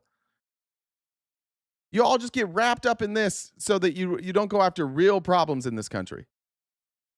You want crime to be low? Wealth, make sure that wealth inequality is addressed. You want people to have a happier life? Yeah, give them paid time off. Give them health care. Make sure that people can raise children here, that they can buy a house, that they can live the once possible American dream. Your problem is never that black and brown people exist. Your problem is never that Muslim people exist. Your problem is never that trans people exist. You're just kind of a thin-skinned little bitch, and you don't want to. Maybe you just don't want to dig. Maybe you don't understand any of this stuff. Maybe find somebody that you can talk to who can explain economics to you. But choosing instead to be threatened by what other people look like and what other people believe is pretty fucking silly. Now, he has appeared in Collins' campaign family photos. You need to see the world, bro. You don't want that happening here in religion. No, it's not. Religion is not important. It's all fucking made up. Virtually every atrocity ever committed by Americans on this, by the American government on American soil has been done in the name of religion. Religion is the problem. You can believe what you want, but every one of these religions believes that the other religion is wrong, and then they get to justify, like, I don't care what religion you're a part of. If you have ancient texts, especially if it's coming down like through, if you have roots in the Old Testament, you're going to be able to justify awful things. Every religion, Christians, Jews, Muslims. There's all sects of those religions that justify murder, rape, incest, every one of them. The problem, obviously, is religion, right? It's not going to be fixed by establishing one religion and alienating the others. In this country, it's largely been run by Christians. Has that stopped us from heavily trafficking human beings? No. I was just listening to a podcast recently. There's these Mormon women that grew up around me, and they're exposing like this Mormon sex trafficking ring. It's horrendous. All my Mormon friends, everybody I grow up with in Utah, none of them are afraid of the Mormons. My friends that have their kids as members of the Mormon church who have actively covered up thousands and thousands and thousands of sex crimes. Actually, just right, in Arizona, just barely, the Mormon church fought hard to make it illegal for the state, or I guess the state wanted to make Mormon clergy mandatory reporters. That means if somebody comes and admits or reports abuse of a child, the clergy is a mandatory reporter to law enforcement. The Mormon church fought against that, spent millions of dollars, and it was just rejected. And Mormon clergy in Arizona are not required to go to law enforcement if a child has been abused. Not a requirement. That's a threat. That's a threat. Islam's not a threat with that. Islam's not causing problems here in Arizona for me. Religion is, in general, the problem. So if you think that like somehow a different religion is more problematic than yours, I don't even know how you come to that conclusion. I don't know how you draw that conclusion. Attended Collins' primary night victory party. We also found that he's been registered since 2024 at a Collins-owned house, which is next to the congressman's large estate. We also identified Ginger said, Texans for Tallarico, we're in play this year. In our investigation several videos that he appeared to have filmed either on or near Collins's property. We found that he appears to have helped produce videos for Collins's personal business, which is a trucking company. So there are several basic questions that Collins Stills has not publicly answered. We asked, did Scheer have any role in his campaign? Did he work for Collins's trucking company as an employee, contractor, or in any capacity? Was he paid by Collins, the campaign, or any of Collins's business? Did he use Collins's property to produce this white nationalist content that we uncovered? CNN, we asked Collins whether he'd condemn Scheer's specific remarks, the anti-Semitic material he shared. I hear Arturo says, apparently humans practiced religion before ever having a word or definition for it. Yeah. Yeah, religion largely has been used to explain shit we couldn't explain. And religion got a lot of shit wrong. Like it's Christianity, believing in the God of the Old Testament. Boy, they got a lot of shit wrong for talking directly to God. You know, the blood moon, for example, was something that was often cited in the Old Testament as like God or as like a prophet proving to the people that God was real. Well, now we know when the blood moon's going to come. They knew then too. It's just like a handful of people knew. So they could predict, like, here comes a blood moon. The Lord will turn the moon red as a warning to you that you must follow him. And then it turns red and they're like, oh my God, what the fuck? That guy, how did he know that the moon would turn red? Because some people did know. Some people had kept records. But yeah, like religion, and it today it still is. Like what can't science explain? What happened? Like if you believe in a soul, what happens to your soul after you die? Can science explain that? No, it can't even prove that a soul exists. So what is religion there to teach you today? Or what gap is religion filling in today? What happens after you die? Maybe you just die. Maybe it's just over. Maybe it ends the same way that you think it ends for a spider that you step on. Just over, darkness. That's a hard thing to accept.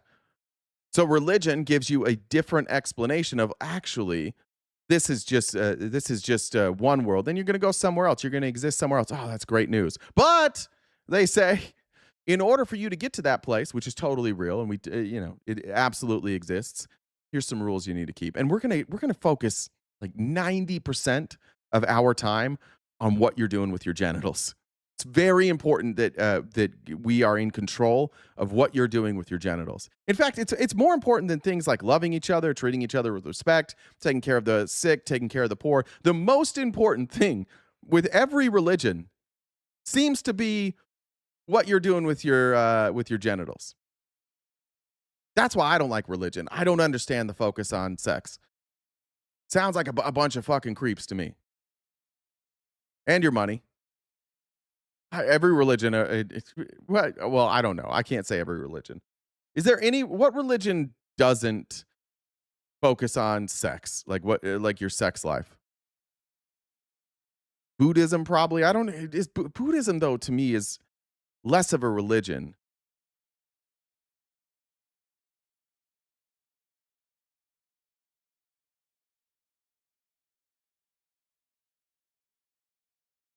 Don't have any guy here.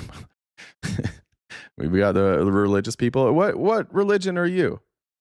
Oh, you're not even arguing that. You're actually agreeing with me that we have to focus on sex. Sith, yeah. The Fort Rastafari, Shintoism. I mean, I'm not familiar with any of that. Satanic Temple. Satanic Temple. That's like a mockery of religion, though. Yeah, but I'm specifically talking about religions that stem from the Old Testament. So I'm sure there's all sorts of religions that don't. But all these religions that stem from the Old Testament, goddamn, they care an awful lot about my penis.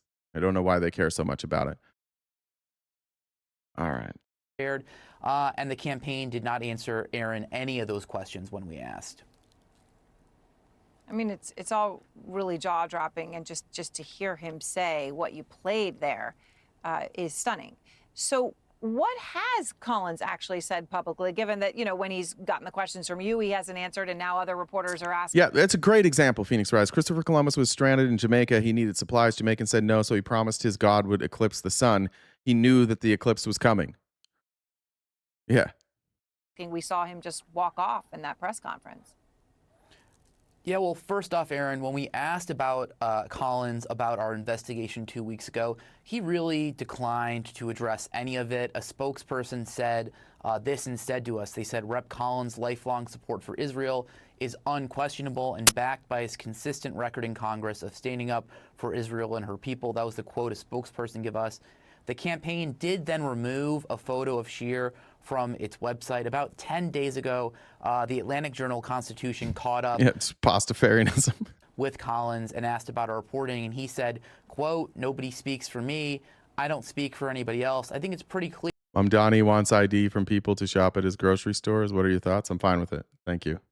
On where I've always stood with it. And before you say, like, what about, well, you're a hypocrite. What about voting? I also think that you should have to show proof of citizenship to register to vote. There's no disconnect there. Israel. He called removing this photo a personal decision, and he added, well, you know, you love your family. His campaign also then told a local news outlet, Rep. Collins has always condemned forms of anti-Semitism and always will, regardless of the source. But again, Aaron, none of those statements answered whether Collins' son-in-law has any role in his business. You thought those were for poor people and they can't get ID? That's because you listen to, you think that the response that Kevin, you're here every day. I've never said that. The problem with all of your arguments, Kevin, and you do this all the time, is you use, like, Republicans give you the argument that we're making, which isn't ever our argument. And they give you that argument and say that's the argument we're making. And despite hearing nobody here make that argument, you still think that's our argument. That's why you think you're so smart. That's why you think you win all of these arguments in your head, Kevin.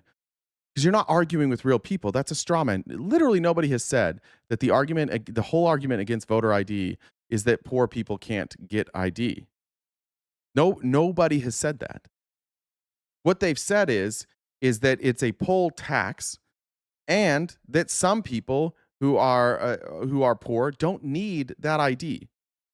And if they have to choose between going out and paying and getting that ID and finding the documentation, they may not do that, and that will suppress the vote. But the Republicans can't tell you, they can't give you a nuanced version of the argument, because then their argument looks stupid and it looks like voter suppression. I would also be fine if you just had to prove your citizenship and you could register to shop at that grocery store, and then you could present your grocery store registration as you showed up at the grocery store. I'd be fine with that too. Business or any role in his campaign, and they haven't told us. No, it doesn't. And I guess he thinks he's addressing perhaps some of the anti-Semitism, but then these comments about that the only people who belong in America are people descended from the Puritans or people related to the Puritans, that obviously doesn't address anything like that in any way, shape, or form. All right, incredible reporting, Andrew, and thank you very much. All right, so we're not going to. Mike Collins is fucked. John Ossoff's going to win in Georgia in an absolute landslide.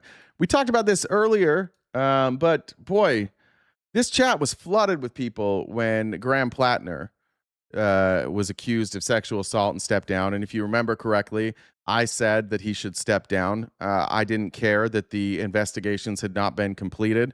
I didn't care that there were no formal charges. The accusations were credible, and because of that, if he wants to fight the charges, he can certainly fight the charges, but not as a candidate.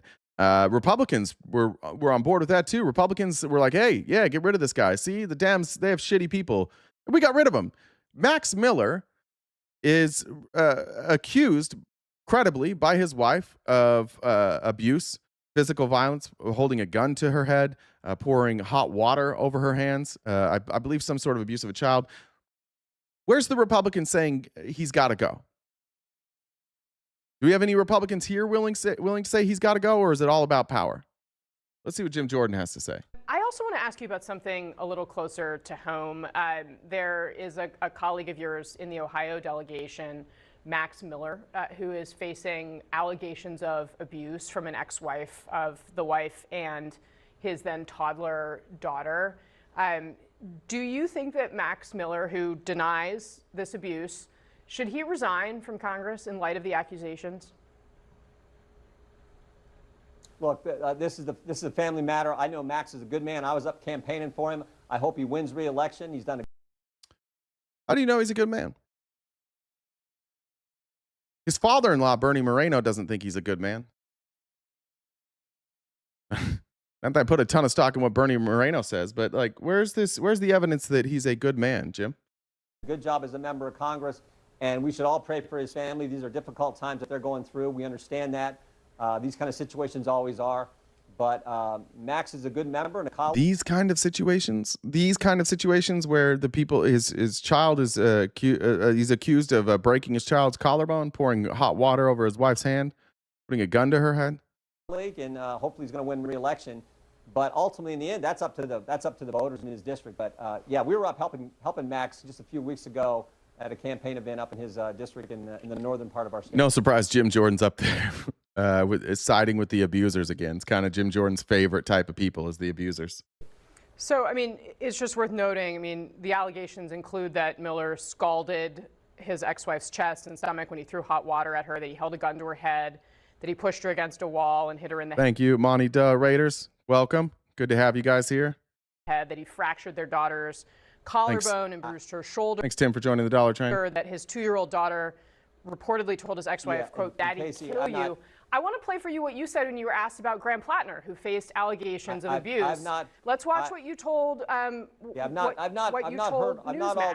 heard all this stuff. Well, it was in the New York Times. It was in the New York Times. That's the list of allegations. How come they always know all the allegations against Democrats, but they've never heard any of the allegations against Republicans? Isn't that convenient? It's been out there for a while. I just want to show you what you told Newsmax when you saw that Graham Plattner was facing these accusations. Watch. That's always been the case with Democrats. It's all about maintaining power. They will take any crazy position as long as it furthers their ability to win elections and get power, and frankly, to go against anyone who goes against President Trump. Why does that not apply here to Republicans who want to keep power in the seat? Well, I don't know the context of the question I was asked about Mr. Plattner, but my guess it was about all the ridiculous positions he's taken. The banner. Okay, first of all, it wasn't. We went back and looked at it. The banner specifically, let's see, that's 208. The banner specifically says Plattner's ex-girlfriend accuses him of abuse. So clearly, that's what it was about before Jim Jordan obfuscates here. All the ridiculous positions he's taken. The banner there says Plattner's ex-girlfriend accuses him of abuse. The Nazi tattoo and everything else. Yeah, well, I don't know. I didn't answer. I don't know that I answered that question. You did. I think I was dealing with just who he was as a candidate. You weren't. And the crazy anti-Semitic, anti-Israel, pro-Nazi positions that he is. Like what? What were the anti-Israel, pro-Nazi positions that he took? A lot of anti-Israel positions. Pro-Nazi? I don't know if there were pro-Nazi positions. Taken, I think, is evidenced by the fact that he had a Nazi tattoo on his chest. All right, Congressman. The evidence would be the pro-Nazi statements that he made, not the tattoo. Right? If he said pro-Nazi things, the evidence you would be looking for would be a transcript or a video of those pro-Nazi things. Jim Jordan, thanks for spending some time with us. And frankly, it wasn't me that kicked him off the ballot. It was the Democrats. All right, yeah. Fair enough, sir. Thank you very much. We'll be right back. Correct. Yeah. Jim Jordan's like, hey, we don't hold that standard over here. We let it go. Okay. Speaking of these Democratic socialists, I'll get to Oliver Larkin in a minute because Oliver Larkin had like a really good couple of moments this past weekend. This is from Donnie O'Sullivan. Is it O'Sullivan? Is that right? Is that his name? I don't remember. Is it O'Sullivan or Sullivan? Somebody tell me. Anyways, this is the special that's coming out. This is a clip from that. He's sitting down here with Josh Gottheimer, who is AIPAC through and through, and talking about the most important things possible, like Hassan. It is O'Sullivan? Okay, thank you. Hassan Piker is unknown to most Americans who determine elections. Swing independent voters had never heard of Hassan Piker. The ones who have wouldn't like him. He's known and popular among a very small subset of young people who are super online and very radicalized. Fine. I bet way more people know who Hassan is than know who Josh Gottheimer is.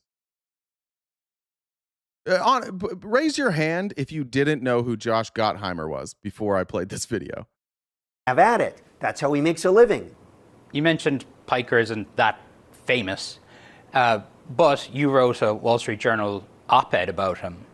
Why did you think it was important to do that? We called him out because we wanted to warn mainstream Democrats not to associate with him, not to elevate him, not to put him on their platforms or campaign with him, because in fact, that will drive away the swing independent and moderate voters that they need to win. All right, I've been having this argument with my Republican friend because he said he thinks Ossoff is the candidate. I don't disagree with that, but my thought was Ossoff AOC would be probably the way to go, because you have to give a nod to the Democratic Socialists and the progressive wing of the party. If you're not going to put a progressive Democratic Socialist at the top of the ticket, then you better have one as VP. Otherwise, you're going to lose those. Like, you're going to have to give some concessions. You're going to have to agree to push for Medicare for all. You're going to have to agree to some limit, a significant limit on the amount of money that we're giving to Israel. This upcoming election isn't about going and getting swing voters and moderate voters in terms of like moving towards the middle, because any move to the middle we've seen is viewed as cowardice by Democrats, and they just vote Republican anyways. Because these swing voters who wound up going to Trump, they're not going to swing back if you move more in their direction. They're going to think that you're lying to them to get them to vote for you. You've either lost those voters or you haven't. It's those are Trump's voters to lose now. You're not going to convince them to come back by swinging to the middle. What you have to do is you have to identify the voters that you can go get. And the voters that you can go get are the people who say not another fucking dime to Israel and people who want to fix the broken healthcare system. If you want those voters, you're going to have to have some progressive, some Democratic Socialist aligned candidate with, in this case, it would be Jon Ossoff. You have to do that. I don't know if a Democratic Socialist could win the nomination. I doubt it. I don't know if they could win a general. I don't know. But as a VP, that picks up a bunch of voters that you would lose if you don't bring on a progressive as VP. So I think that Gottheimer's wrong there when he says like who Democrats should target. Don't go chasing people who flipped to Trump. They're either coming back or they're not. If they're not coming back at this point, if they were in the middle and they're seeing what Trump's doing and they're not willing to reverse course, nothing you can say is going to bring them back. Your only option is to go more progressive if you want to pick up more voters. How's that? Timer. Capitol Hill Democratic Representative Josh Gottheimer went so far as to co-author a resolution condemning Piker for what he described as anti-Semitic hate speech. This is hate speech intended to incite violence. Lovely. Okay. Are you surprised at just how big an issue Israel has become? I'm kind of surprised how this issue has become almost a litmus test in primaries across the country. How do you think that's happened? Sometimes these issues just, they get a mind of their own. I don't even think when I talk to voters about it and say, well, you're screaming and yelling at me, what really are you upset about? And it's based on I think, a lot of disinformation out there. I often don't really get an answer except, I don't know, I saw something on TikTok. Hassan Piker, you introduced a resolution condemning him along with Candace Owens. Correct. For, I think, what you characterize as anti-Semitic hate speech. Can you talk us through why was it important to single out Hassan Piker and Candace Owens in particular? Well, when you start ignoring hatred, and this is, again, look at history against any community, and the hatred bubbles up. And if you don't put it out, if you don't extinguish the fire, the flames just grow. And Hassan Piker is not just some random guy walking down the street screaming something hate-filled. He has millions of followers on his streaming platform. By the way, so does Candace Owens, right? Left and right, but still both filled with anger and spewing just not only disinformation, just lies and deceit, but ginning people up and targeting communities, including Jewish people. I agree with this with Candace Owens. Who is Hassan targeting? We have anti-Hassaners here. Again, I don't really watch Hassan, but like, who is he targeting?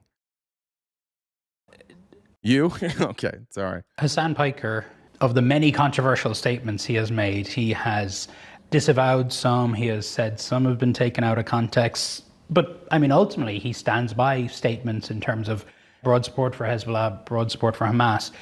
But there's also viral clips of him at a speech, I think in Oxford in the United Kingdom, talking about anti-Semitism and the plague that is. Anti-Semitism is a canary in the coal mine of fascism.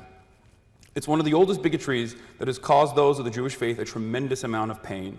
From pogroms to the Holocaust, Jews have always been singled out by those in power as a scapegoat for instability and economic volatility.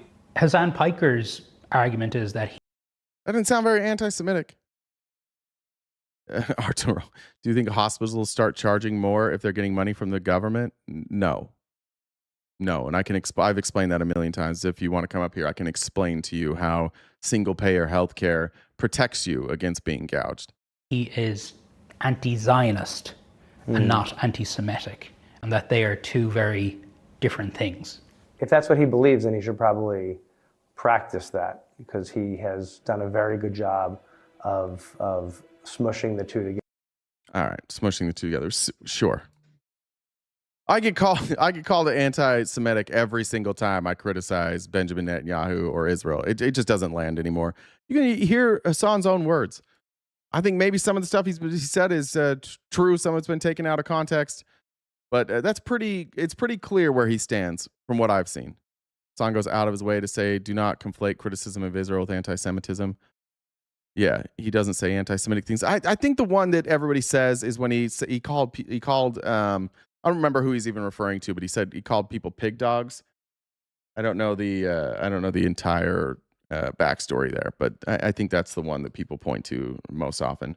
All right, here's Oliver Larkin. He was on CNN. He was asked why he considers himself a democratic socialist. I thought this was a great answer, and I think democratic socialists need to learn from this. Larkin, who is challenging Democratic Congressman Jared Moskowitz in Florida's 25th congressional district. He's an idiot just like me? Okay, good. That's super helpful. Thank you.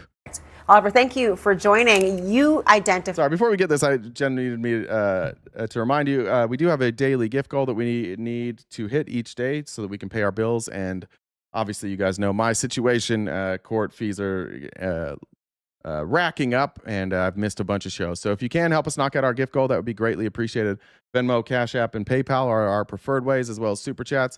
And then over on TikTok, you can gift, or you can do it this way as well.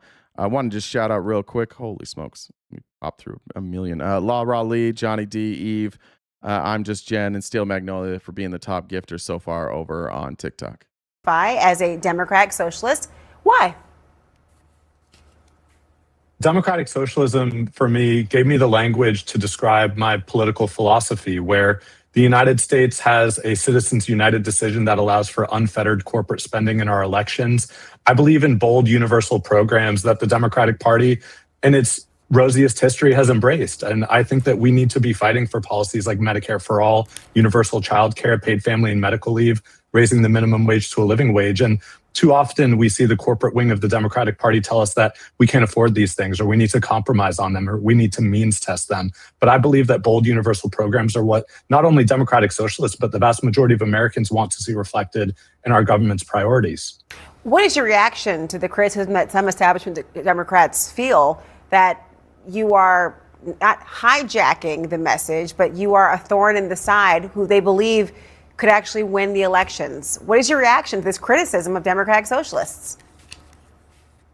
I'm coming to you from a state in Florida that has drifted further and further to the right. We've seen establishment Democrats, including former Republicans, now Democrats, losing elections by upwards of 20 percentage points. The last time Florida was truly competitive, we were running a progressive candidate for statewide office who was fighting for Medicare for all and many other bold universal policies. And I'm also coming to you from Why do universal childcare when you could shame women into getting married? That's a good point. Yeah. a closed primary state where we're actually bringing young people, non-party affiliated people, folks who are disaffected with the political process into the Democratic Party. And that's rebuilding the voter registration disadvantage that Republicans have really used to their great advantage. So I think we're part of the project that the Democratic Party needs to embrace if it's going to be. Can I address that real quick? Somebody said, I don't think you should be able to get anything for free if you don't work. You can't avoid that. There is no scenario in which any policy, any amount of government spending will go only to people who pay taxes. There are people who don't pay taxes, who haven't worked, who drive on roads all the time. There are people who use the internet. There are people who use phone lines. There are people who go into national parks. There are people who call the police. There are people who call the fire department. There are people who use all sorts of public services who do not work. You can't stop that from happening. It is such a dumb, fucking dismissive argument to say, I am against doing the right thing, the most sensible thing, the most cost-effective thing in terms of Medicare for all, because somebody might get something for free. I'm sorry, but like, people in this country have the protection from our military that don't work. There is nothing at all that you can do about preventing people who don't work from getting some aspect of services from the government for free. And that alone should not be a reason to not do put forward good policy. That's just you bootlicking for billionaires. That's a silly argument, and you should abandon that argument forever because it doesn't make any fucking sense. Who cares? Why are you so worried about somebody getting a service without working when you will benefit from that same service? You will pay less, and the country will be healthier. Medicare, Medicaid, those programs get fixed because now they're funded. The VA that we complain about, that gets fixed. You no longer have people making billions of dollars off of private health insurance. There's already people in this country who don't work who get health care for free. That already exists. That'll never change. It happens already. So why not make healthcare affordable for the rest of us? If you don't work right now, and you can figure out some sort of qualifying condition that gives you access to Medicare or Medicaid, that already exists. So that's already people not in the workforce who are getting paid, who are getting these services. So you're like, let's just keep the system shitty forever, because I want to make sure that nobody gets something for free, even though people are getting things for free already. Abandon that argument. It's silly. Competitive and win states like Florida again. I mean, you are competing against Moskowitz, who won re-election in 2024. I mean, oh yeah, I forgot to say, this guy's running against Jared Moskowitz.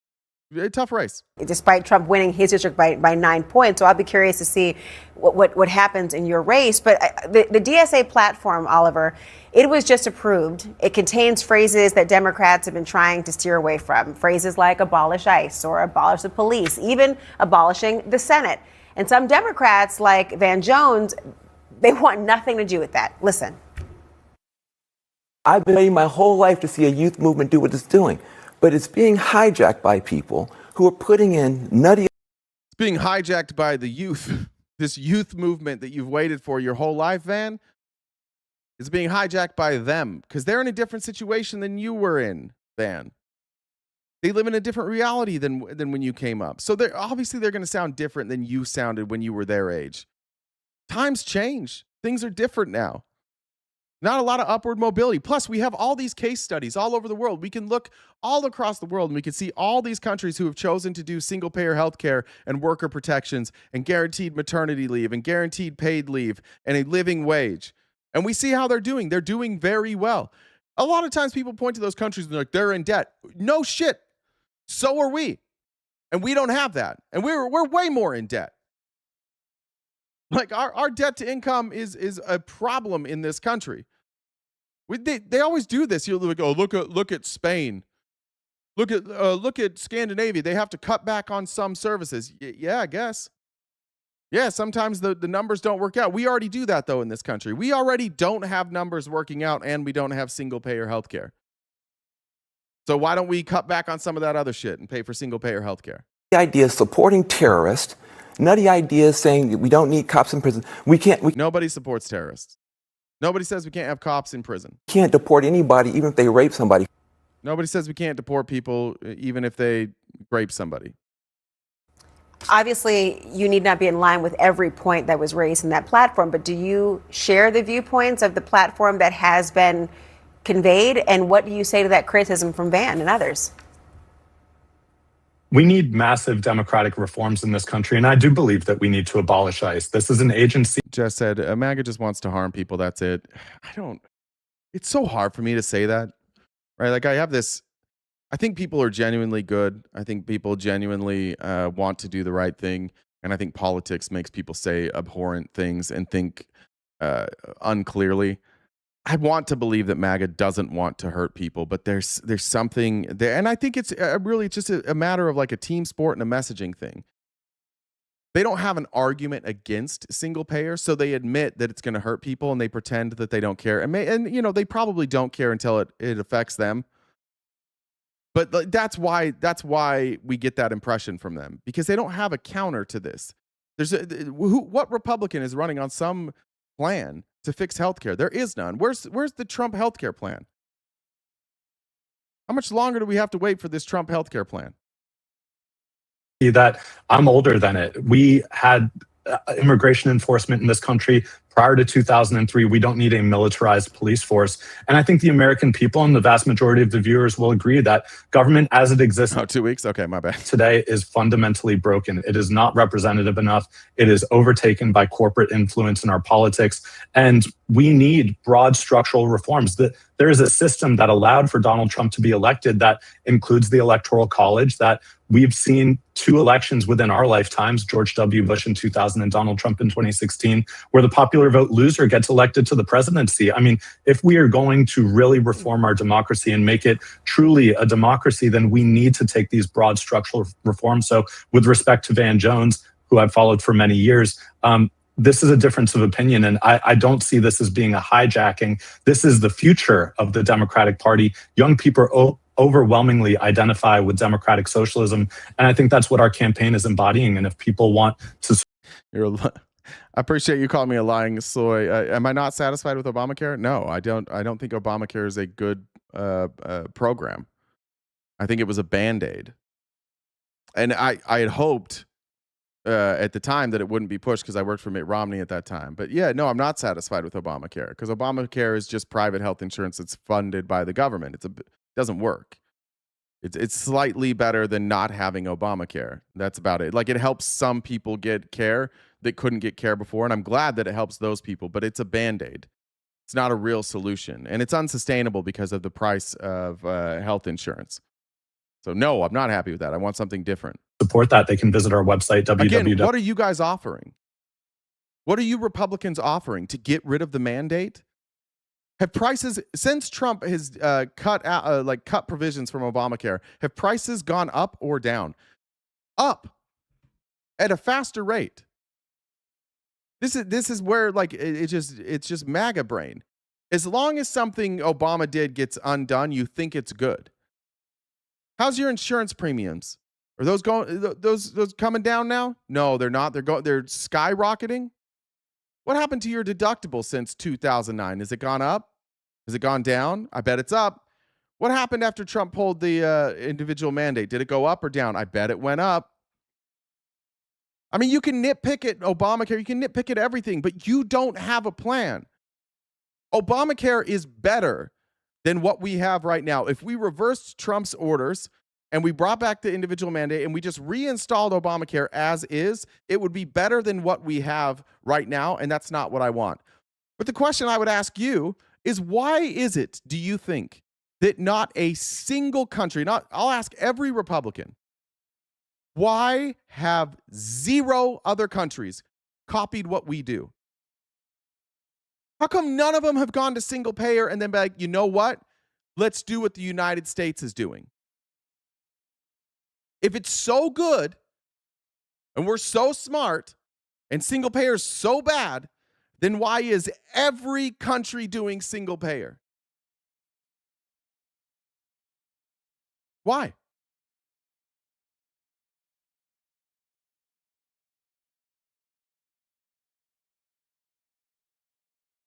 Anybody?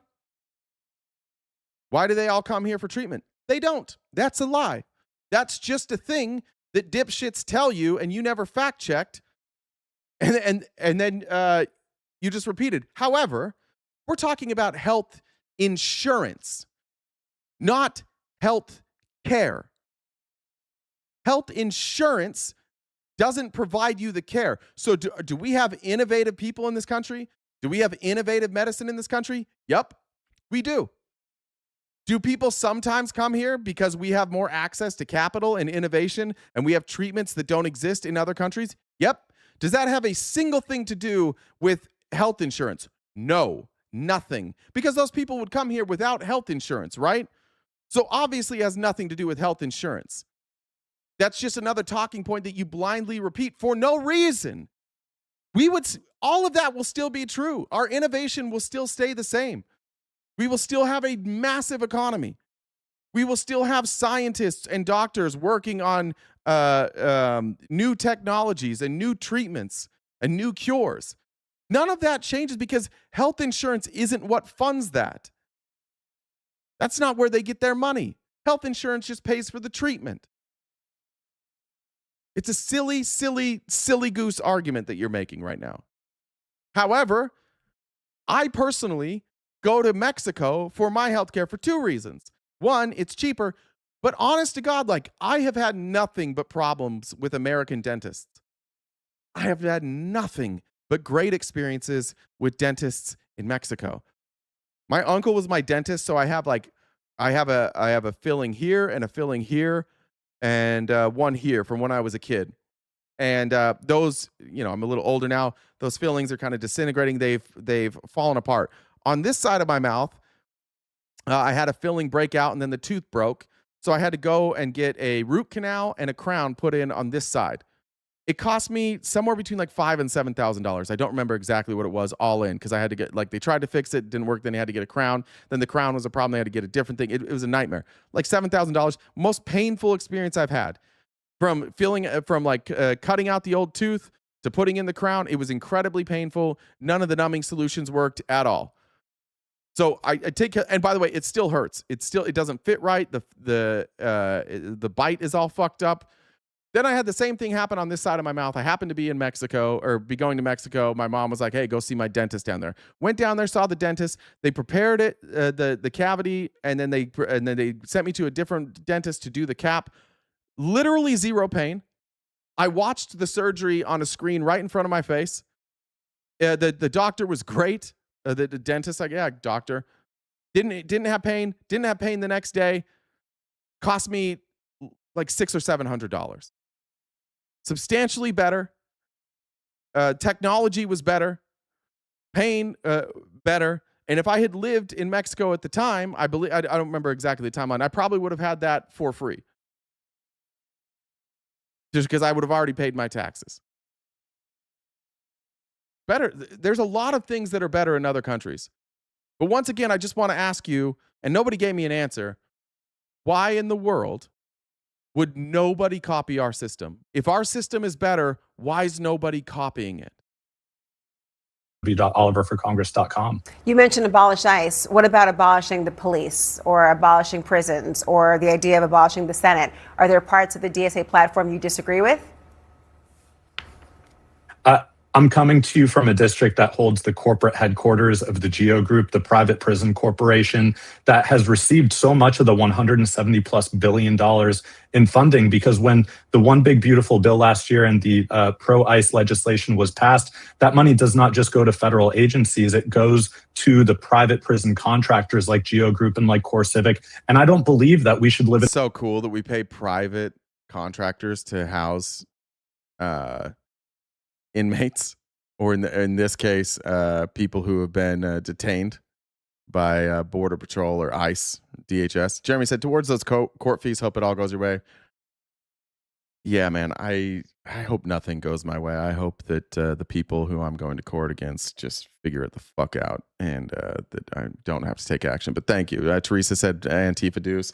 About an hour and 20 minutes left, guys. I'll update the gift goal here in a minute, but if you can help us knock out that gift goal, that would be greatly appreciated. In a country with the highest mass incarceration on the planet that allows for private prisons to be able to exert their influence in immigration detention and deportation. I think that is just a completely asinine philosophy. And to be clear as well, abolishing the Senate, I mean, this is a position that John Dingell, the late congressman from Michigan, after 60 years serving in the House of Representatives, penned as his assertion for how we can fix government. So, okay, if we're not clear, and maybe Republicans you don't know, I'd like you to hear this argument. The argument for abolishing the Senate makes total sense. The Senate is not representative of the people of the United States, right? Wyoming has an outsized influence. They get 2 senators. I don't think it's a great idea to have each state have 2 senators, because that doesn't ultimately do the will of the people. Oh, like that just gives them too much influence. I am a big fan of abolishing the Senate. I think our Congress should look more representative of the people that live in this country. Just because you live in California doesn't mean that your senators should have less power than somebody in Wyoming. Like the amount of per senator, what's the population? Somebody do the math. Oh, take the population of California and divide it by 2, then take the population of Wyoming and divide it by 2. That's how many people each senator basically is representing. It's a good idea.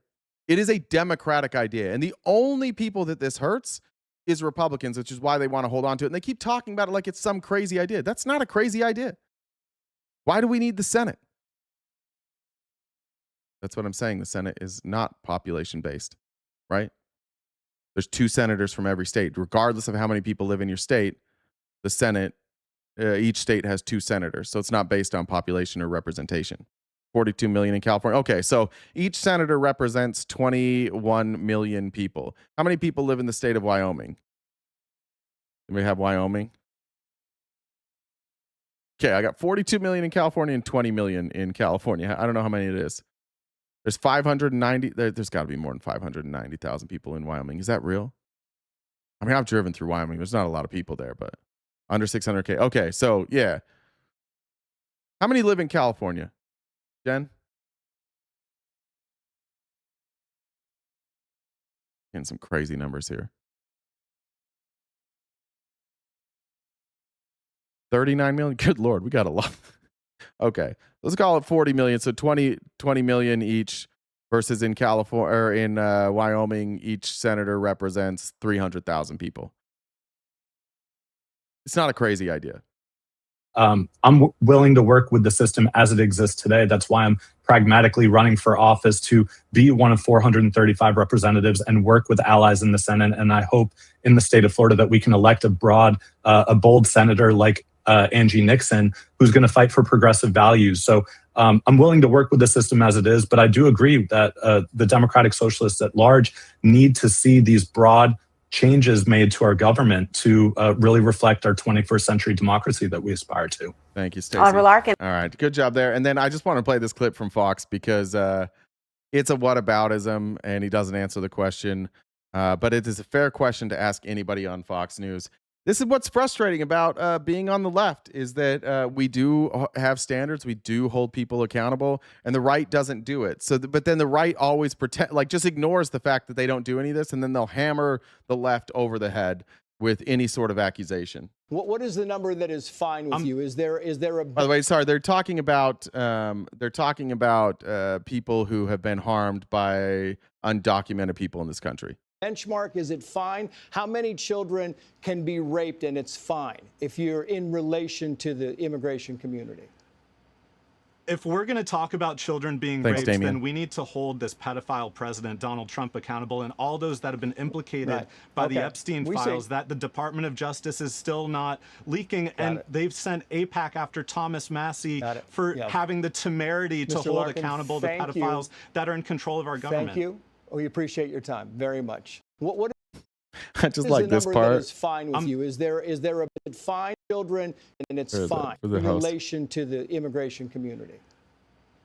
if we're going to talk about children being raped, then we need to hold this pedophile president, Donald Trump, accountable, and all those that have been that just pure defeat right there. Trump accountable, and all those that have been implicated. Look, both things need to be taken into account. We do need to do something about people who are here undocumented that commit crime, but we need to do something about just crime in general, especially for children. And I don't think that the solution should be separate. Right? I don't know that you need to have a separate solution for people who are documented versus undocumented. I don't think that matters. It doesn't ever get old, does it? Okay. Okay. Let's talk. Yeah, I do want to do this.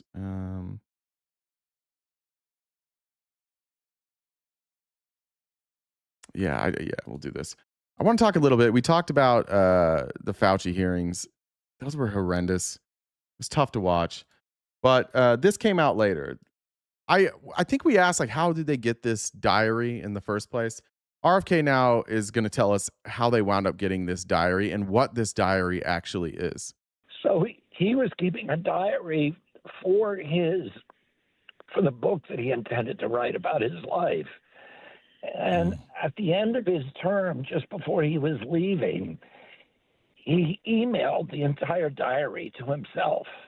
So for years and years of keeping this daily journal, he emailed it to himself so that he could write his book. And that's how we found it, through those emails. But he knows that. I mean, it's not a diary. It's not a diary in the sense, like you said, that a teenage girl keeps a diary that's private and has a lock on it. This is a government. Right. Bruce, shut the fuck up.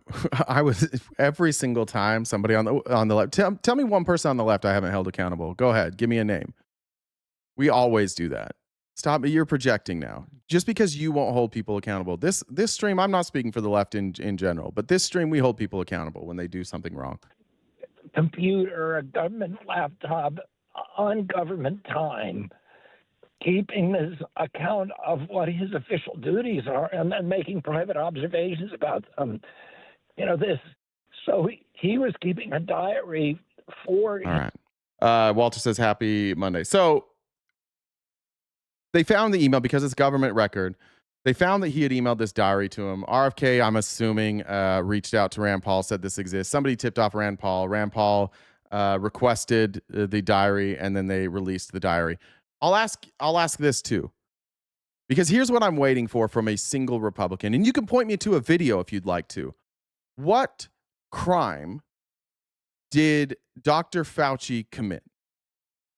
What exactly is it that you have seen in this diary that makes you think we need to hold him accountable for something? What is it? I've seen that question asked hundreds of times now. I still don't know what any of these Republicans are claiming the crime is. Rand Paul didn't name one. What exactly is it that I'm supposed to be upset about? And while we're doing that, I want to show you this interview with Dana Bash on CNN, and just point out that RFK doesn't seem to know what the problem is. RFK doesn't seem to know what the answers to what Fauci, I guess the criticism of Fauci, like he doesn't seem to have an answer to refute anything Fauci's saying. I don't know what it is. I know that a bunch of Republicans are going to say, are you kidding? I know you're going to be like, oh, you're an idiot. But what I don't think I'm going to see is what crime it is that we're supposed to accuse him of. Fauci was excited to be famous, just like his buddy Trump. Yeah, I will agree with that. Like Dr. Fauci, a little bit arrogant. You read what he says. Even Dr. Fauci, when he was working for Trump during the pandemic and Biden, I always thought he was a little bit arrogant. You get to that position, people like that are a little bit arrogant. I don't like that he was using his staff to apply for awards for what he did. I don't like that at all. Not a crime. I don't like it. Criticism for that is totally fair. If you want to say Fauci during the middle of the pandemic took time to try and get himself a prize rather than focusing on the American people, that is a fair criticism. And I would say it should bar him from that position ever again. If when the country needs you the most, you're taking some of your resources and applying to get some sort of prize, I think that's a fair criticism, but not a crime. You have been placing nearly all the blame on the COVID. Rudy, I read the diary. I read it. I would like you to give me a specific example that I'm supposed to be upset about. That's a lie. You should be better than that. What's a lie, Kimmy?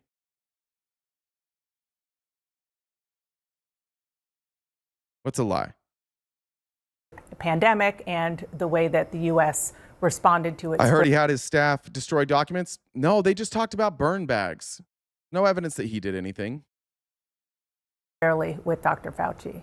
But of course, he worked for President Trump. Does President Trump also deserve some of the blame?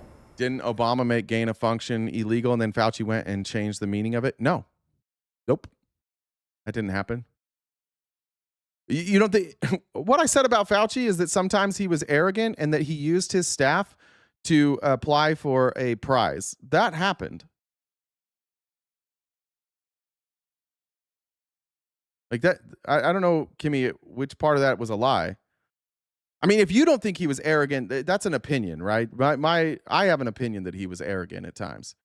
And I've read his journal, and I think his journal comes off arrogant as well. You don't have to share that same opinion. Like, that's hard to prove. But he absolutely used his staff to apply for an award that got him like $900,000. He wasn't looking for fame. Kimmy, neither you nor I know that for sure. That's an opinion we can, but it's not a lie. He might have been looking for fame. He applied for awards. He sure went on TV a lot. He might have been. But again, I don't care. I honestly don't care. What he said, and this is the real like crux of the argument, is I read through his diary. His diary makes him look good. His diary shows him openly considering that this could be a lab leak. His diary shows him openly considering that it might not have come from a wet market. His diary shows his evolving views on masks and social distancing and the efficacy of vaccines. It shows the virality and the severity of each evolution of the virus. When I read through that diary, what I saw and the difference between me and a conservative is what conservatives see is an evolution of his opinion, and they go, see, he was lying. And what I see is a scientist who was dealing with a novel virus he had never seen before, and I'm watching him in that time evolve his opinion based on the best available data. When I read it, he came off looking like he was trying to get the right answer, and at times, yeah, like he might have appreciated the attention. I'm a streamer. Like, you can say the same thing about me. There's a certain level of what I do where like I can be arrogant and I can look for attention. I try my best to be humble. But you could say the same about me. I don't think that's like the craziest critique of Fauci. Well, President Trump, as you recall, wanted to end the lockdowns. I think the thing that did the most damage to our country was the lockdowns that shut down 3.5 million businesses in our country with no due process, no just compensation. All of our churches closed. Okay. Who shut things down? Did Fauci? No. Did Trump? No. Did Biden? No. It was governors and mayors. It was executive branches of the states that made these decisions. That is not the fault of Fauci. If you want to blame Fauci, which RFK obviously does, point to the research that was incorrect. Point to the data that he gave out that was incorrect. That's what I can't get from any of these Republicans. What did he actually get wrong? When you just generally say the lockdowns, it's not Fauci's role to consider the economic implications of shutting down the government. It's not his role to consider the academic progress that might be stopped with shutdowns. His job is to say, what should we do to stop the virus? And then it's those that you elect decisions to take that information and balance it with the other things that they need to balance, like education, like the economy. And this is where like local and state governments, some of them fucked up. Like in some places, it made a great deal of sense to keep people locked down for a longer period of time. In other places, it made sense to be more open. But that's what you pay politicians for. That's who you vote for. Fauci is simply just supposed to give you the data and interpret the data and make suggestions. He's an advisor. So blaming Fauci for the actions that committed by a bunch of other people who Fauci can't override is silly. Our schools and our children are still paying the price for that. And yet we had the worst outcome of any country in the world. How so? We had the highest death rate from COVID of any nation on earth. Well, let me just say, because I've heard. It's not true, but like that, would that be an argument for Fauci? Because all the other countries shut it down. Most countries didn't have like this political divide between like the right and the left, where the right was like, no masks, masks are gay, can't have masks, no social distancing, I'm not afraid of a virus. Like we had a full-on propaganda machine telling people to go out and breathe in each other's mouths. That's why we struggled. And where's Amy? Amy's going to jump in here at some point to say, look at the difference between red states and blue states. Look at the places that are most vaccinated versus least vaccinated and compare outcomes now that the data is available. People, countries, states, communities that didn't follow the mandates and didn't get vaccinated, they are worse off. Heard you say that before on the death rate from COVID. Fauci completely made up masks being effective and 6 feet being BS. Yeah, Joseph, they were guesses. This is my point. We'd never had COVID before. It was brand new. So yes, wearing masks and the type of masks and the amount of distance you needed to stay away from each other was arbitrary. Those were guesses. However, any barrier between you and somebody else is somewhat effective for keeping COVID from going from host to host. Some barriers were more effective than others. So if you had a cloth mask that you wore every day that you could easily breathe through, it wasn't going to be near as effective as an N95 mask, but it was somewhat effective. Once again, though, Fauci's job was to give suggestions, and the people who put these laws into place were supposed to take those suggestions and do what they could with them. Fauci could only give you the best available data. You guys expect Fauci to get every single thing right on a virus that has never existed. It is so easy to Monday morning quarterback this. But if you go back, did masks save lives? Yes. Did social distancing? Yes. Every study tells you that. If you can block transmission even a little bit, it's better than no blocking of the transmission.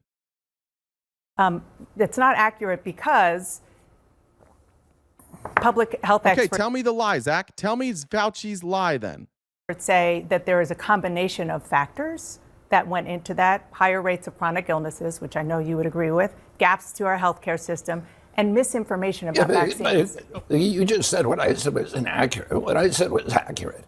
We had the highest death rate from COVID of any place. There are other countries that had higher, but you can go ahead. argue about why we had that, but he didn't lie about social distancing or masks. He made a guess.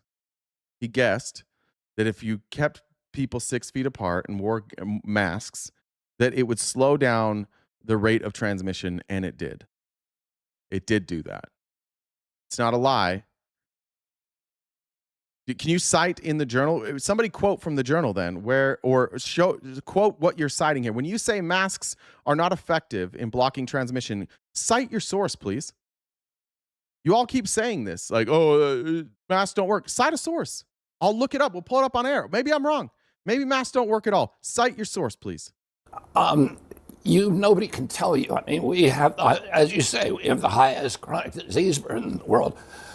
But Anthony Fauci was mismanaging the COVID pandemic, and he was doing it under the... He wasn't managing the COVID pandemic at all. It was not his job to manage it. RFK has lost his fucking mind. I don't know if he was always this stupid, but like just a basic like crash course in how the government functions would save a lot of dipshits from looking like dipshits. He didn't manage shit. He was Trump's advisor. Trump's team needed to manage on the federal level. On the local level, it was your mayor. And on the state level, it was your governor. At no point was this Dr. Fauci's crisis to manage. His job was to give advice. That's it. And Trump had other people there to give him advice. He had Dr. Birx. He brought in a bunch of people. It wasn't just Dr. Fauci alone. And guess what? Trump was convinced by Fauci. These other people, RFK, Dr. Malone, Trump wasn't convinced by them. Trump got vaccinated. Trump got the booster. He doesn't even agree with you guys. And once again, I would just ask, and this is a crazy world that we're in right now, where people are literally, millions of people, like Fauci got caught lying. And when you ask them, what did he lie about? They can't tell you. Not one. I watched the whole hearing. Not one person cornered Fauci in a lie. Not one. Biden administration, President Trump wanted to end the lockdowns. And in fact, in Anthony Fauci's diaries, he talks about how President Trump is calling him every day, trying to get him to reopen the country. Yeah, well, the lockdowns were done by governors. I mean, certainly Anthony Fauci and the president had opinions, but the lockdowns were done by governors, and largely because... He said, yet Trump can't even hire a proper pool boy, or should I say reflecting pond resurfacing team. It's important to remember that Trump was handed Fauci. He would have hired like Dr. Oz or something. And largely because they were hearing from hospitals saying that their ICUs were overrun and they needed some help while that was happening. Well, that's not true. That's just not true. It is what true. You're saying is not true. No, they were doing Thank you. Walter said happy Monday. Because Anthony Fauci was telling them from the top, you need to lock down. There were ICUs that were empty all over the country, including in New York at the height. I'm asking you, I'm going to go... Again, what's the criticism of Fauci here? This would have been Cuomo, not Fauci.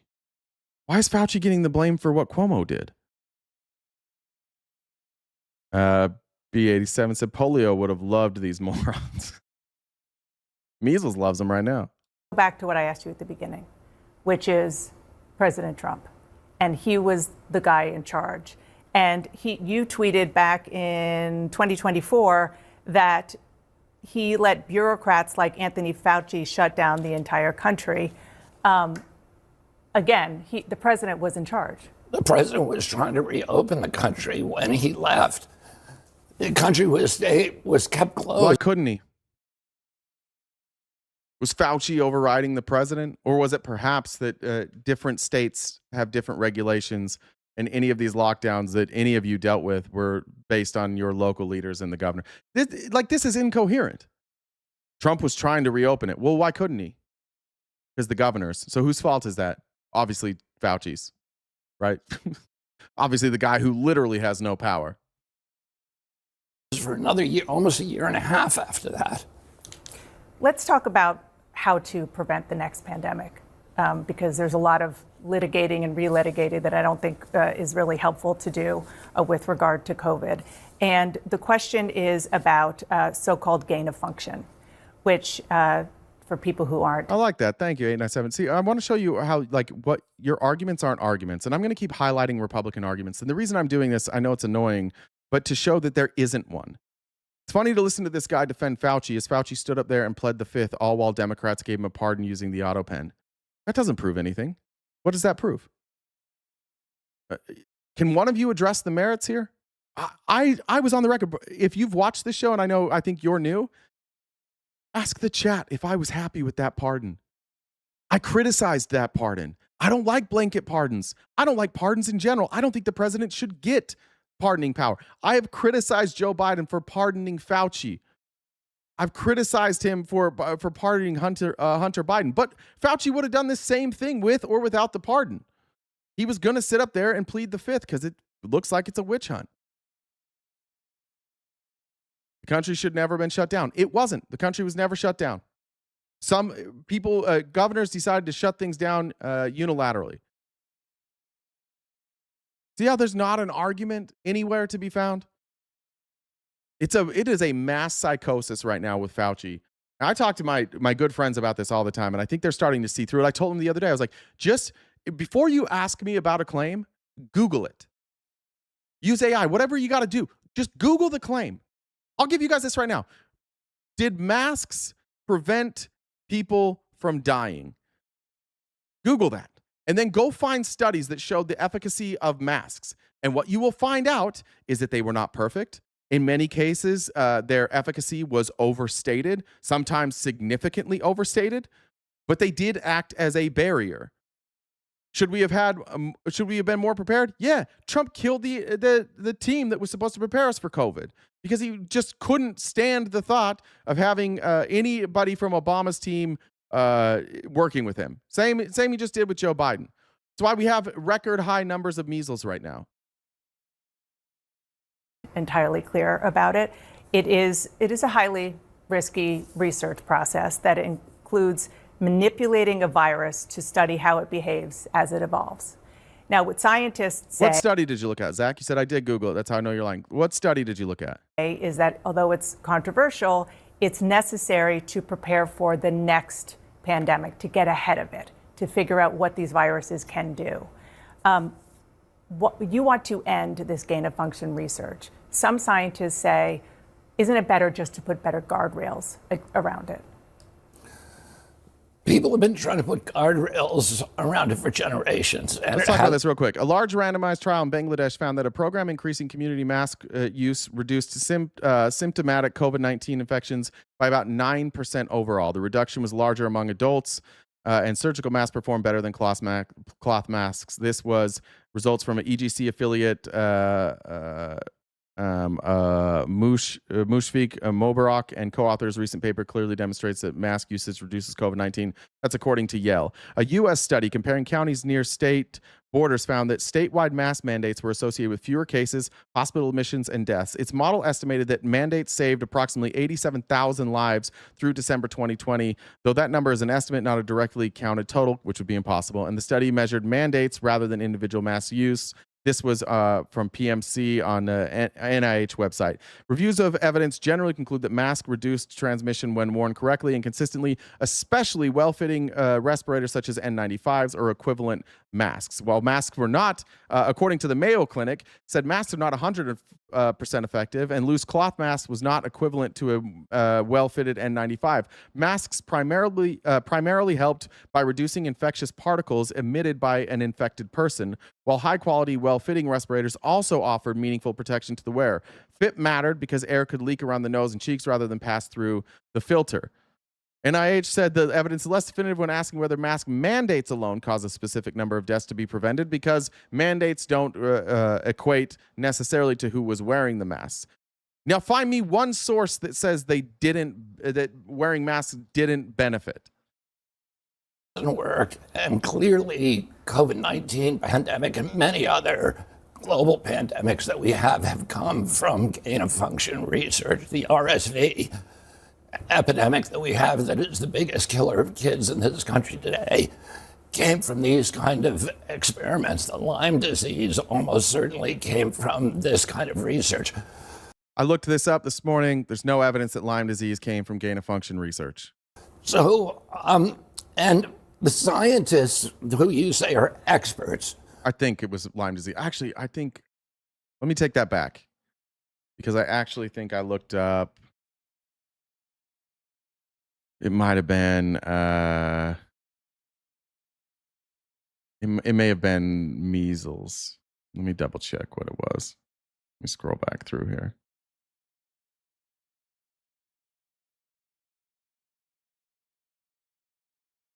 I'll figure it out. Let me look. Are making the argument that this is necessary for pandemic response cannot point to one instance in history where research that came out of this kind of experimentation has actually provided us something beneficial. So how do you prepare then? How do you prepare for the next pandemic? I mean, that's literally part of your job now, because experts think it's going to happen within the next 10 years again. Yeah, I mean, I think we did virtually everything wrong the last time. So what about now? The principal thing that we need to do is we need to listen to what's happening to doctors on the ground. There are 15 million frontline physicians around the world. They're mainly now connected through the internet.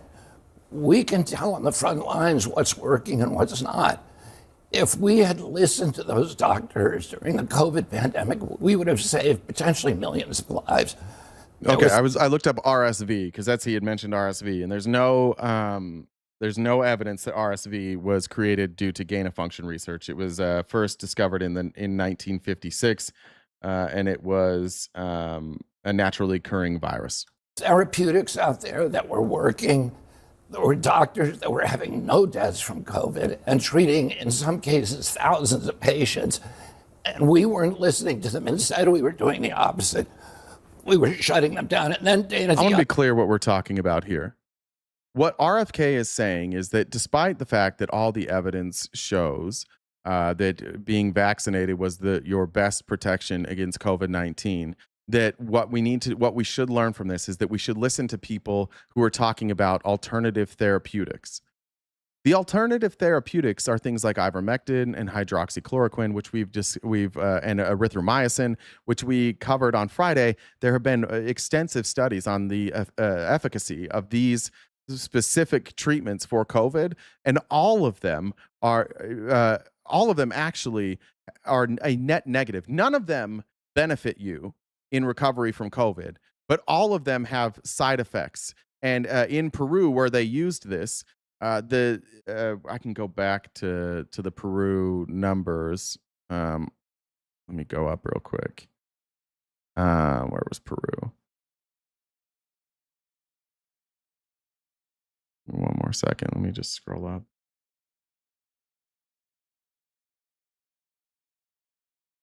Where was the Peru stuff? There it is. Here was the outcomes in Peru. That none of these reduced mortality or hospital duration or disease progression. Using ivermectin, hydroxychloroquine, and erythromycin were associated with increased mortality when hydroxychloroquine was combined with it's azithromycin. Led to drug shortages and was reversed by the health authorities once evidence of harm and futility accumulated. Peru tried what he did, and their outcomes were significantly worse. I don't know how this is the lesson that he's learning from all of this, but it seems like just straight confirmation bias. He decided a long time ago that he was right, and he was not going to accept the scientific data on this. Other thing that I would say is that we need to protect our constitutional rights. That is the primary obligation What does of our that mean? country. Well, Great question. What does that mean? And we'll get to that. Dustin said, I love your coverage, but this is a psychotic distraction from the Epstein war failure, I think. Glad you're back. Yeah, I don't know. I mean, we can cover Epstein every fucking day, but there's a lot of stuff, I guess. Yeah, probably. Lee said, Antifa dudes. Thanks, Big W Lee, for sending $50 over on PayPal. Amy said, Biden didn't need to pardon any of these people. Trump is so incompetent. He has had zero prosecutions or convictions, just charged, dropped, or thrown out. Agreed. Christina said, listening to RFK Jr. is like a haunted audiobook that's out of tune on AM radio. We completely dismantled our constitutional rights. We began censoring people in violation of the First Amendment. But I'm not, you're saying what not to do. Okay, that's not true. Nobody's First Amendment rights were violated because the First Amendment protects you from the government censoring you. The people whose voices were censored were being censored by private companies, and they can do whatever they want. You can argue you shouldn't do that, but the First Amendment protects the government from silencing you. So their First Amendment rights were not silenced by the government. Asking what to do, but I want to talk about. That's something to do. Sorry, show Trump pleading the fifth to these hypocrites. Yeah, we showed it. They won't care. That is the number one priority. We protect the Constitution. The Constitution was written. Forgive me, but you're talking about rights, and I'm asking about a potential public health crisis that is coming. But I do want to And one of the mistakes we made in the last time was suppressing those rights so people weren't being heard. The doctors who were saying you're doing it wrong were being marginalized and vilified. Yeah. And we didn't do that. We didn't. Nobody told these doctors were on the biggest podcast in the world. Dr. Malone was on the biggest podcast in the world spouting this stuff. Some social media platforms decided they didn't want misinformation spread, so they didn't let them spread misinformation. That's their right to do. Because again, I really want to move on, but yeah, you were saying yes, I do. You were part of the problem. No, I wasn't part of the problem. There was absolute press malpractice. You weren't allowing your Mr. job. Secretary, your job is a fierce skepticism toward authority, and yes, you weren't doing that. That's what she's doing right now. She's taking a fierce skepticism to authority. Ironically enough, right? Now, if she would have brought Fauci on during the pandemic, what would she have pointed to?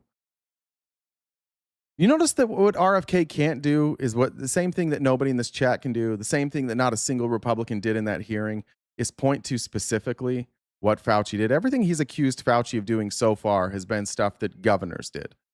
I am. My job is also dissenting. No. Okay. Are you want to sit here and attack me, or do you want to have conversations about public health? I'm not attacking you. I'm asking questions. Isn't that what you want? Fierce skepticism? Isn't that what you just asked for, RFK? Is fierce skepticism? For a guy who seems to know everything, he sure has a hard time defending his position without crying about Democrats or crying about Fauci. Explain the position then. Just tell us what he got wrong. Not yet. Not once yet has he shown us a place that Fauci was wrong. It's about how to prevent the next pandemic. Question and I'll tell you. That's what I'm trying to do. But I also don't want to use this interview to allow you to say things that aren't entirely true. You're talking about therapeutics, fine. It is also factually true that the COVID vaccine worked. The COVID vaccine prevented deaths. There is data upon data upon data. Let's talk about the measles, please, because this is something that is happening as we speak. The cases in the U.S. vaccine protected children. I think that what I have talked to scientists and doctors about. Scientists. Can you show me one study? Yes, I can. That shows that I can. Children were protected by the COVID vaccine. I can tell you that there vaccine did more good than harm to children. Can you show me one study that shows that? I can tell you that when it comes to the vaccine, there have been studies that show that because of vaccine disinformation. Okay, I can. During the 2023-24 season, vaccination reduced COVID-related emergency or urgent care visits by about 65% in children between 9 months and 4 years, 70% in children 5 to 17 years during the first 2 months. Protection declined to roughly 50% by 4 to 6 months. That's according to the CDC. Vaccination reduced the risk of multi-system inflammatory syndrome in children by about 91% among adolescents aged 12 to 8, according to, this is from coronavirus.ny. Who are they citing here? They are citing, hold on.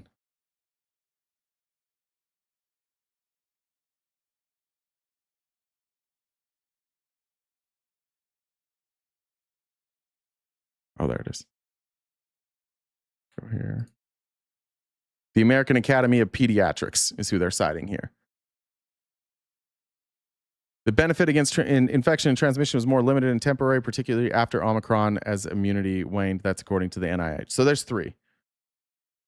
Disinformation, there could have been 100 to 200. Can I point out that he also hasn't cited a single source for anything he said? He said we should listen to individual doctors, and you guys are all bad. He hasn't cited a single study yet. 1,000 lives in the U.S. saved. But because people didn't get the vaccine, that's why. I'm not saying that it entirely. Let me finish. You are saying something that you cannot show me a single study. I am not saying nonsense. You are talking with. I just cited 3. Somebody told you. Excuse me. And you cite me the study. What study? No, what studies are you talking about? You're talking about studies that actually don't exist. I want to talk about. Cite me the study that you're talking about. I am not here to defend. Studies. Cite me the study. This is not productive. I am not here to defend all of the. Let me You're finish. talking nonsense. You're making assertions you can't support, and then when I call you on them, you're telling. It's his job to cite studies. He's the HHS secretary. He has cited 0. He's just crying about people being censored on the internet. This is embarrassing as a country. How the fuck is this guy the HHS secretary? No medical degree, not citing a single study. Everything he's said so far, we fact-checked and he's wrong. Where's his study? Where's your guys' study? Where's one of you? Where's one of you? I asked you to tell me what crime Fauci committed. Nothing. I asked you for a study to back up any of this shit. Nothing. Still, you're just all like him. Just confidently fucking stupid. Yeah, we're right just because we're right. Reminder, every member of the Trump administration and their families were fully vaccinated. That's an important reminder. Thank you, Neely, the vampire slayer. Where's my study? I just cited 3 of them. Just listen. You can rewind or go watch it again. I told you where the studies were. Okay, do you want to talk about assertions that you can't support? I'll get there in a second. Let me just say, for the record, that I am not saying that the entire way that the COVID reaction was accurate. It was a scary time, and people made mistakes. Absolutely. You were scaring people. Why are you saying that? Because that was the job of CNN. What the fuck? You're scaring people? Can you just answer? Is this what our HHS secretary does? It comes on and tells CNN that they're wrong without citing a single study? And okay, was to put the stop. chyrons up about how many people are We were trying to we were listening to the leaders in this country, including the president, who had a daily press conference explaining what was going on and trying to listen. Were you listening? I want to talk to measles. Actually, were you reading the science yourself? The measles cases in the U.S. just reached a 35-year high. The second record-breaking year in a row. 93% of these cases are among the unvaccinated. The outbreak is happening on your watch. And even before becoming HHS secretary, for years, you have been one of the leading voices questioning the efficacy of vaccines. Do you accept some responsibility for this measles outbreak? Absolutely not. First of all, this is an international outbreak. So yeah, you're internationally known. You traveled internationally to tell people not to get vaccinated. I don't think it's entirely on RFK. I don't even think it's significantly on RFK. But there are at least some people, I think in, it was at Tonga or Samoa, at least people over there blame him. There's some level of vaccine skeptics that listened to RFK. Well, I don't know how much he deserves credit for any of this stuff or blame for any of this, but some, sure. Whatever the extent of his influence is, he should take responsibility for that. Samoa, thank you. We're doing better at handling it than any country in the world. Mexico has 15 times the amount of measles per capita that we have. Canada has 4 times the amount of measles. England has 2 times the amount of measles. Did I cause those measles outbreaks? You're the most famous. Did I cause 137,000 cases? You're the most famous vaccine skeptic on the planet. Let me tell you, because actually Anthony Fauci in his diaries answers the question about why we're having a measles outbreak right now. The reason we're having a measles outbreak because of the COVID lockdowns, because people didn't, like children, during that period didn't get vaccinated. And in his diaries, he says this is going to cause massive outbreaks in measles and more children, he says this, are going to die. Let me finish. So then shouldn't we have made, so again, this sounds like Fauci saw this coming. Do you hear what he's saying right now? He's saying that Fauci was giving the information out that this could, if people stopped getting vaccinated for things like measles, that we could see an uptick. Sounds like he's saying Fauci was right, and the people who are responsible for making sure that we have good policy did absolutely nothing. Is that not what he's saying right here? That Fauci was right? He's blaming Fauci for being right here? And then excoriating Fauci for not being able to put policy in place? He's not a policy maker? What's the argument here?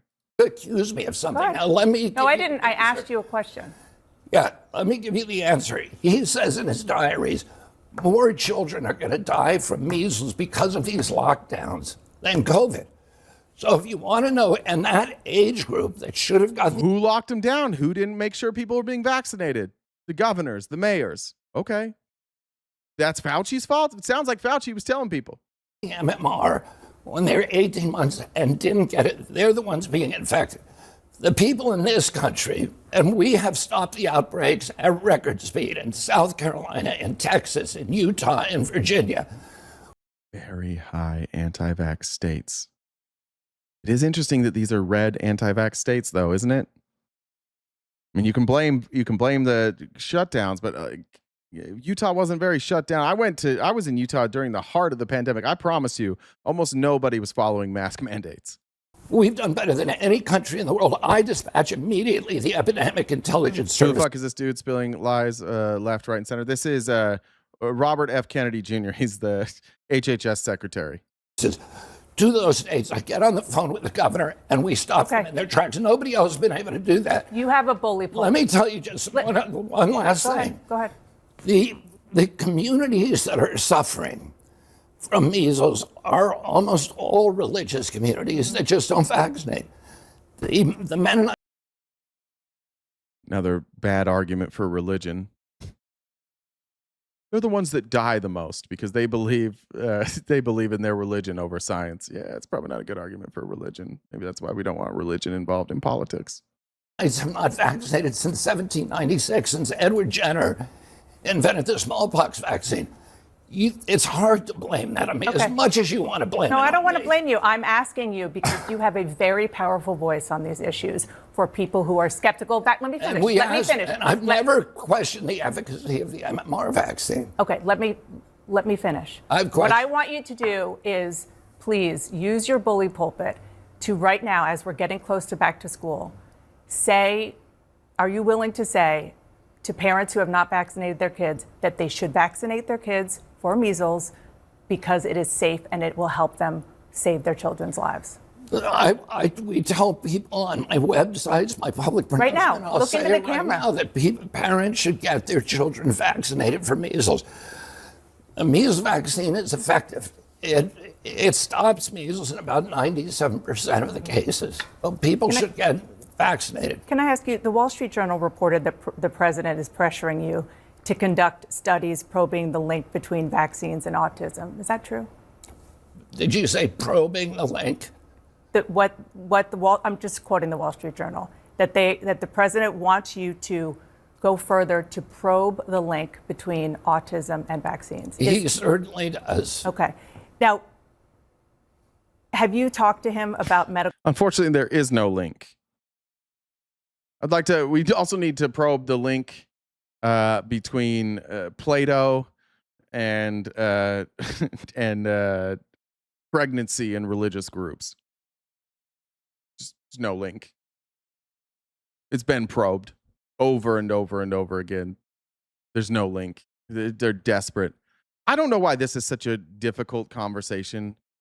I don't know why people who are obsessed with this idea that vaccines are causing all these problems, I like specifically autism or increased rates of ADHD. When I was a kid, like everybody here that has ADHD knows I have ADHD. You've all seen me. When I was a kid, it was harder to diagnose because less people had training on it.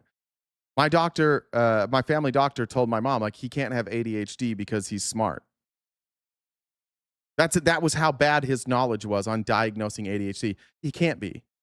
He's smart, so he can't have ADHD. Like, he's able to go through all these, through class. He can take tests. His comprehension's good. His reading comprehension's fine. Like, no, he's too smart to have ADHD. And that was it. So I just never got diagnosed till I was like in my 30s. And then when I went in and got diagnosed, they're like, Jesus Christ, man. What the fuck? Can you pay attention for 12 seconds? I was like, I cannot. I can't do that.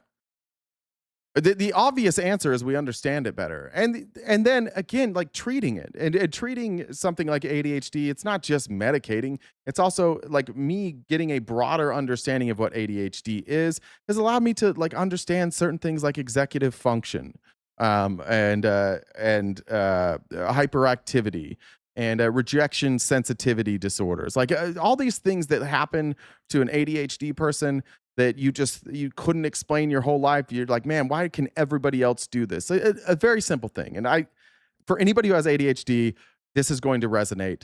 And for anybody who doesn't have ADHD, it's not. And I'm telling you right now, it's not. If you're not somebody with ADHD, you may be sitting on the couch at one point and you look over and there are dishes to be done in your kitchen. And you're like, I got to get up and do those dishes, but I don't really want to do them. And so you don't do them. And then later on, you do them. Maybe the next day you do them. And you're like, I procrastinated.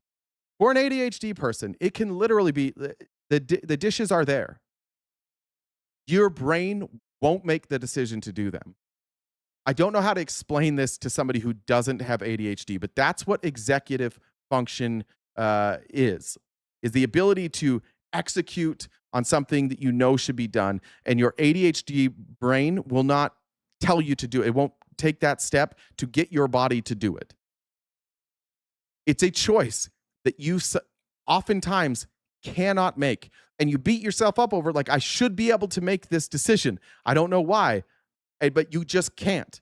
So to a non-ADHD person, they look at somebody with ADHD and they're like, oh, that's just like they're lazy.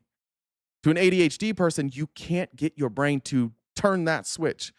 Once you understand that you struggle with executive function, your executive function gets better, because when you're sitting there looking across and you're like, my brain won't help me make this decision, you can go backwards. Why won't my brain make, why won't I get up and do this?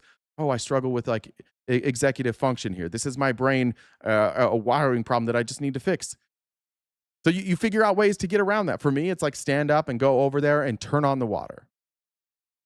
Convince myself to do something else that isn't doing the dishes. Go stand by the sink, like walk over to the fridge. Then when I'm there, it's like, oh, now it's convenient, I can do it. You learn to to deal with these things in your own way, but that's just because of years of studying it. Like, there's that video of that person who's like, they're talking about their aunt, and their aunt's like, they just diagnose everybody with autism anymore nowadays. Like, we didn't used to have autism. And he like shows the picture of her her kitchen. It's like, this cabinet's for my special spoons. Then I had too many special spoons, so now this cabinet is for the other special spoons. And here's a cabinet of the special plates and cups that we never use, but they're in here and they're special. And here's a collection of like 85 different birdhouses. It's like, yeah, it just wasn't diagnosed. In fact, I haven't seen good evidence that there's more people necessarily with these conditions than there were before. However, I've heard it explained that it's evolutionary, which makes sense, right? We evolve as humans. If you want a brain that deals in today's world, like an ADHD brain is actually pretty good in today's world. Like there's a million different things that are keeping your attention or reaching for your attention, your phone, the TV, like, and you could swipe through videos 30 seconds at a time. Some of you are coming across this stream right now because you're swiping, and I don't know how long we're going to keep you here. We got to catch your attention. But an ADHD brain might prepare you to still function in that world. It could be evolutionary. What we don't have is any sort of tie to vaccines, and this guy is desperate to tie it to that, and so is Trump. Research that have studied this for 25 years and found no link between autism and vaccines. And just this is my question here, because I don't want to litigate that. My question is... Neely said, for the accurate description of what it's like to have ADHD. Thank you. Why not, because you are HHS secretary now, why not study what could cause autism, which scientists do believe starts with fetal brain development? Why not do some studies on that, whether you're an environmental lawyer, whether there are environmental factors that go into contributing to a predisposed genetic situation? Well, let me say this first. We're doing all those things, and that's one of the ways that we found Tylenol. There's 73 studies out there that link Tylenol exposure during later pregnancy and during the perinatal period to autism onset. This is why you should be skeptical of RFK Jr. There are 0 studies that have been able to link Tylenol to autism. What they can link is that children with autism had mothers who took Tylenol. That doesn't factor in our ability to diagnose autism. That only factors in, did the mother take Tylenol? Does the child have autism? I've read the breakdowns of these studies. None of them, in fact, none of those 73 studies conclude anything other than these children who were diagnosed with autism had mothers who also took Tylenol while they were pregnant. That's it. That's the only link in the study. None of the studies conclude that Tylenol caused autism. And RFK is one of two things. And if I'm going to paint him in the most kind light, I would say that this is a person who made a fortune being a vaccine skeptic, who has their ideas solidified and only looks at evidence that confirms their own bias or their own conclusion. And he doesn't look at anything outside of that. He accepts evidence that isn't evidence of his claim. None of those 73 studies conclude that I've seen. I haven't seen one that concludes Tylenol causes autism. Only that these children's, like, one of the things that they had in common was that their parents took Tylenol, which is like most parents. I took no Tylenol or anything else while pregnant. Right. But You are wrong when you say that this issue has been studied. It has been studied, and you're rolling your eyes, Dana. But I this am, is another because I don't want to have you use our air to say this. There have been more than 40 studies involving 5.6 million people to conclude there is no link between vaccines and autism. This is the head of the Committee of Infectious Diseases for the American Academy of Pediatrics. And now let me tell you what the Institute of Medicine says, which is the National Academy of Sciences, which is the ultimate arbiter on vaccine safety, and which it does not have an interest in this. Why? Why are they the ultimate arbiter? Debate. It says that which is the National Academy of Sciences has been studied. It has been studied, and you're rolling your eyes, Dana. But I am, because I don't want to have you use our air to say this. There have been more than 40 studies involving 5.6 million people to conclude there is no link between vaccines and autism. This is the head of the Committee of Infectious Diseases for the American Academy of Pediatrics. And now let me tell you what the Institute of Medicine says, which is the National Academy of Sciences, which is the ultimate arbiter on vaccine safety, and which it does not have an interest in this debate. It says that none of the 8 vaccines that are administered during the first 6 months of life have ever been studied for a relationship to autism. It found 2 studies, one on the DTP vaccine that showed that it does cause autism, and one on the hepatitis B vaccine that again suggests that it does cause autism. That is untrue. You can look this up yourself, but the National Academies of Sciences, Engineering, and Medicine has not issued any definitive conclusion that Tylenol causes autism. The strongest relevant evidence instead indicates that an apparent association may be explained by other factors, especially the illness or fever prompting the use of Tylenol. The link that they're actually pointing to is illness, the illness that caused you to want to take the Tylenol. He's lying. The Institute of Medicine dismissed those 2 studies because they were based on CDC's database. The studies that you're referring to are all for one vaccine, the MMR vaccine, or one ingredient, thimerosal. So you are actually looking at, you're starting new studies to try to link autism, but you're also telling me— I'm not trying to link autism to anything. I'm trying to find out, why has autism gone Are you from also less trying than to, one- why are you has also trying to autism find gone- out how it interacts with people's DNA, what's predisposed to have an autistic child? Are you doing both? Yeah, but Dana, you probably don't understand this because you're not a scientist, but genes you're not genes don't cause epidemics. I understand. Genes, They can provide a epidemics. vulnerability. A but you gene need provides environmental environmental. That's what I'm asking. Are you studying the environmental We're looking exposure? at all the different environmental exposures, but your statement, you have been fooled. Your statement Andrea says, keep it up. Thanks. that this has been studied is not true. It's categorically It is not true. considered. Not for any of this stuff. It is considered. Considered by decided. who? I don't even understand what he's saying here. He's citing studies while also saying that it hasn't been studied. I'm not sure what RFK Jr. is saying here. How are you citing studies while also saying it hasn't been studied? I'm worried about RFK Jr.'s health. And it's not just his voice. Like, I'm worried about his mental health. He used to be a lot more sharp than this. By every scientist who has studied this. That is not true. I can give you hundreds of scientists who have looked at this. So and on the say, one why hand, is do you understand why people aren't National getting? Academy of Sciences. What greater authority Do you have understand than why that? people are not? The national, they said, and I quote, that studies reporting associations generally did not establish causation and often failed to adequately account for why the medication was taken. For example, fever during pregnancy.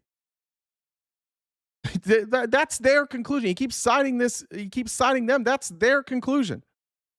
Not getting measles vaccines because they're hearing you say that it could cause You're trying autism. to change the subject. I'm not. It's very much Yeah, you are. related. Show me one of the studies that's been done on the first 8 the vaccines during the first 6 months of life. You will not find them. The National Academy of Sciences So say if that's they the do not case, then why exist. are you telling people to get the measles vaccine? Because that is one of the vaccines that has been studied. Okay. It's the only one that has been studied. But I just want to show how you could make this case. If I say that, let's say that Diet Coke causes you to have brown hair, and you go, that can't be right, and I go, it hasn't been studied. What do you mean it hasn't been studied? Nobody has done a definitive study on whether or not Diet Coke causes brown hair. Well, yeah, because like there's no evidence that Diet Coke causes brown hair. Just like there's no evidence that Tylenol causes autism or that any of these vaccines cause autism. He's asking for people to create studies that there's no evidence for. There's no basis in fact for them to even hold. How would you even do these studies? How would you even do any of this shit? You can make any dumb fucking claim and then be like, oh, the study hasn't been done. That doesn't mean that your conclusion is correct. It just means that nobody has ever seen any reason to do this study. And why haven't you done this study? What, you've been here a year and a half. Where's the fucking study that you're doing? It wasn't that long ago that they announced that they were going to have this breakthrough study. And they did this announcement that Tylenol causes autism. And we still have yet to see any data. And yet here he is, simply just like playing the hits. Oh, there's never been a study on this. Therefore, you can't rule out that I'm correct. Fine. We won't rule out that you're correct. But you can't keep saying that you are just because there's no evidence refuting your claim. Because nobody, like, there's no, like, what evidence would you have? You're making a claim without evidence. And then you're asking people to disprove it. That is not the way science works. Do you want people to get the MMR vaccine? Yeah, I said that already. Okay, so I know you're flustered now, and it is. I don't. First of all, who seems flustered right now? This feels like projection. Who is it that is screaming over somebody else right now? Who sounds flustered? I'm not frustrated at all. I am frustrated. Been honest the reason I'm frustrated is because you are the HHS. You are the HHS secretary, and you are talking about things that lead to vaccine hesitancy in this country. And I'm with you, Noodlepool. Like, I wouldn't trust any study that was funded by RFK. He knows the outcome he wants before. Yeah, but even then, as biased as he is, he still, like, that's how dumb this claim is, because he desperately wants it to be true, and he could rig any sort of outcome he wanted, and he still can't even do that. Is something that causes problems for people when there is not. So don't study anything unless you can prove it's harmful without a study. No, they've studied this. Right? But what he's saying is, like, the things that he's saying haven't been studied. They actually have been studied. They found no link. There's no reason for them to do further studies until there's some sort of link. What would you even study? You have to know what to study. They've looked at Tylenol and autism, and the only conclusion that they've been able to draw is that some of these people with autism had parents who took Tylenol. What else do you want them to do? What's the next step? Anything. Let me ask you something. Do you see your job as ending vaccine hesitancy, or do you see your job as telling the truth to the American people? I see my job as telling the truth, and the truth is that there is study after study after study. It's one of the most studied things out there in science. You're repeating it like a parrot. You're repeating it like a parrot. I've actually read the science. Let's come back here and debate the science. I'm not debating this with you. Of course you won't. No, because I'm not debating. I will, and I'll win the debate by saying this. Cite your source. And then we'll go through his source, and it won't prove anything that he says. You ever seen him cite a source? The one source he cited in this entire conversation, he cited incorrectly. Do is repeat things that people told you and say, trust the experts. That's what you did during COVID.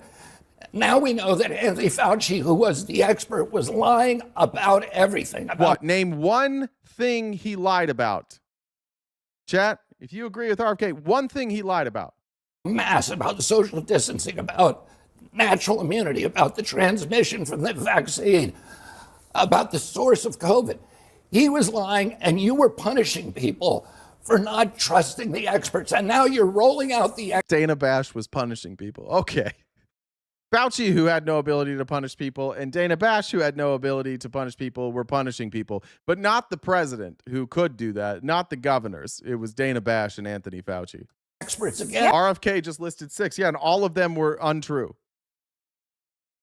None of those are lied. Do you want to go back through we'll go back through the 6.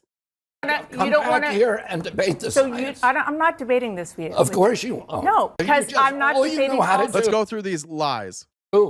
Is repeat things that people told you and say, trust the experts. That's what you did during COVID. Now we know that Anthony Fauci, who was the expert, was lying about everything, about masks, about... What was the lie about masks? And social distancing. We can do those two together. In his journal, he says it was always arbitrary. They had never studied this. They said, these are the guidelines that we're going with. Wear masks and keep distance from each other. We now know that masks, N95 masks, were very, very helpful. Cloth masks, not as helpful. Social distancing was helpful. Every scientific study says that people who social distance and mask, communities that social distance and masked were better off. So those weren't lies. Social distancing, about natural immunity, about... What's the lie about natural immunity? I read through the diaries, which I assume you didn't. The conclusion from Dr. Fauci is that the people with the most immunity are those who have natural immunity and are vaccinated. Next up are people with natural immunity. Next up are people who are vaccinated. And worst of all are people who never got COVID and never got vaccinated. They are the most susceptible. But when talking about immunity, the protections that what offers you the most protection is natural immunity plus vaccination plus being updated on your boosters. Every bit of data says that. So he didn't lie about that. I read it. The transmission from the vaccine. I don't know what he means by the transmission from the vaccine. Early on, they didn't understand how this vaccine, like they thought it would as like other SARS viruses, that heat could kill it, that disinfectant could kill it, and so they were learning as they went, and the variants got stronger and stronger. And when did the variants stop getting strong? You had Delta, then you had Omicron. When did they stop being progressing and getting stronger? When we started getting closer to herd immunity, once vaccines were available. So once you had a bunch of people who had gotten COVID and they were vaccinated, and then the strains got weaker and weaker and weaker. Why do you think that is? It just so happens to be that it was getting stronger and stronger and stronger until we had vaccines. Then once we had vaccines, it started getting weaker and weaker and weaker. I don't know what lies he's talking about. About the source of COVID. About the source of COVID. From day one, and this is the thing that none of you MAGA people know, and you should fucking learn. From day one, Fauci said in his diary and publicly that they could not rule out a lab leak, but that the data that they had currently, the tracking data that they had currently, and the mutation of the virus led them to believe that the first transmission was animal to human, and the most likely source was the wet market. However, he said, again, you cannot rule out a lab leak theory.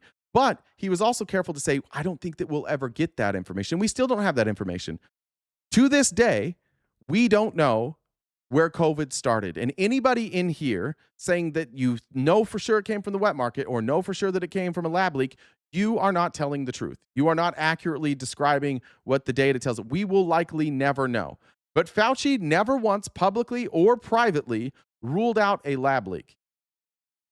He never said for sure where the virus came from. He said that the currently available data indicates that it is more likely it came from the wet market than from the lab leak. And the confidence that he shared that opinion changed. By the time he was done, he was more open to the lab leak. But again, we still don't know the origins. We still don't know at this point. So you cannot definitively say one way or the other. He was lying, and you were punishing people for not trusting the experts. And now you're rolling out the experts again to talk about something that you have no personal knowledge of. Okay, well, guess what? That is my job, to talk to people. Your job is to Am I tell the allowed to truth talk? to the American yes, public. Yes, and my job And is to to be- get as and much to- information as I and to can. maintain what we were a- doing. I'm so glad he's not flustered. What we were doing. We do. It was leaked. No, Zach, you don't know that. Cite your source, Zach. Cite your source, confirming that it was a lab leak. Skepticism. What we toward were government doing authority. in COVID and still, with regard to these vaccines, is getting the best information, the best science that we can, and putting it out there. And sir, what you are doing is causing information to be out there that is not accurate. Who was lying to the you? National Academy of Sciences, which you just cited in That's a November. great point, Nikki. Even if it was a lab leak, it wouldn't have changed how we treated. But remember, whoever that was, where was that person that's like, he owned you? He named 6 lies that Fauci told. None of those were lies. Said, we support the statement that vaccines do not cause autism. This is the National Academy of Sciences that you just talked about. Look at the National Academy of All Sciences. right, we're going to end it there because then they just argue about whether or not to trust the National Academy of Sciences. Norma says, now we now have leprosy in Florida. Is that real? Jesus. Congratulations. For all, I mean, God, if Jesus came back, we could get that sorted out real quick. Amy said, Trump is the one who admitted repeatedly lying to us for our own good so we wouldn't panic. That's true. That is a really good point, Amy, that Trump literally admitted that he was lying. I remember having this debate with Trumpers when it came out that he was lying on purpose so that people wouldn't freak out. That's a good point. That was Fauci's fault too, though. I'm pretty sure it's Fauci's fault that Trump was lying. All right, let's see. Let me see what we got. About 10 minutes left. Okay. 10 minutes left. Gift goals almost wiped out. Thank you guys so much for your generosity today. I appreciate it. I'm going to move off of COVID, and let's end on this. This is, Maggie, you may want to take off, honestly. This might not be something that you're excited about. I don't remember who sent this on Discord either, Why does but the MAGA I cult asked Discord earlier hate Dr. today Fauci so much? to share anything I might have missed this weekend as I was kind of catching up, trying to spend some quality time with people that I care about. And I was sent this video. This is from Lucas Bean. Title is 5 Reasons Why MAGA Hates Dr. Fauci. He is, I believe, a psychologist. But I looked at this from the perspective of being born and raised in a cult, and the way that I hated anybody who was critical of my cult. Really enjoyed this. We'll end on this, and then we'll get out of here. If you want to help us knock out the remaining balance of that gift goal, that would be sweet. Here we go. Simple as you may think. Actually, maybe it is. So I decided to do some research on why millions of people in this country turn to scientists into the most hated man in America, just for telling the truth. Congress just recently released Dr. Fauci's diary. It's over 1,000 pages long, and it proves nothing. No investigation has ever produced evidence of any wrongdoing, and they're still attacking him anyway. Here are the 5 psychological reasons MAGA hates Anthony Fauci. 1. Anti-intellectual. Be a little self-reflective while you're here, MAGA. Hootie, do your best to be a little self-reflective here, okay? Instead of arguing, just listen. MAGA didn't start hating experts when Fauci came along. They've always hated experts. In 1963, historian Richard Hofstadter at Columbia University published research on a pattern he found woven through the entire history of the United States. He called it anti-intellectualism in American life. The finding that every time America faces a crisis, a specific group of people turns on the experts instead of listening to them.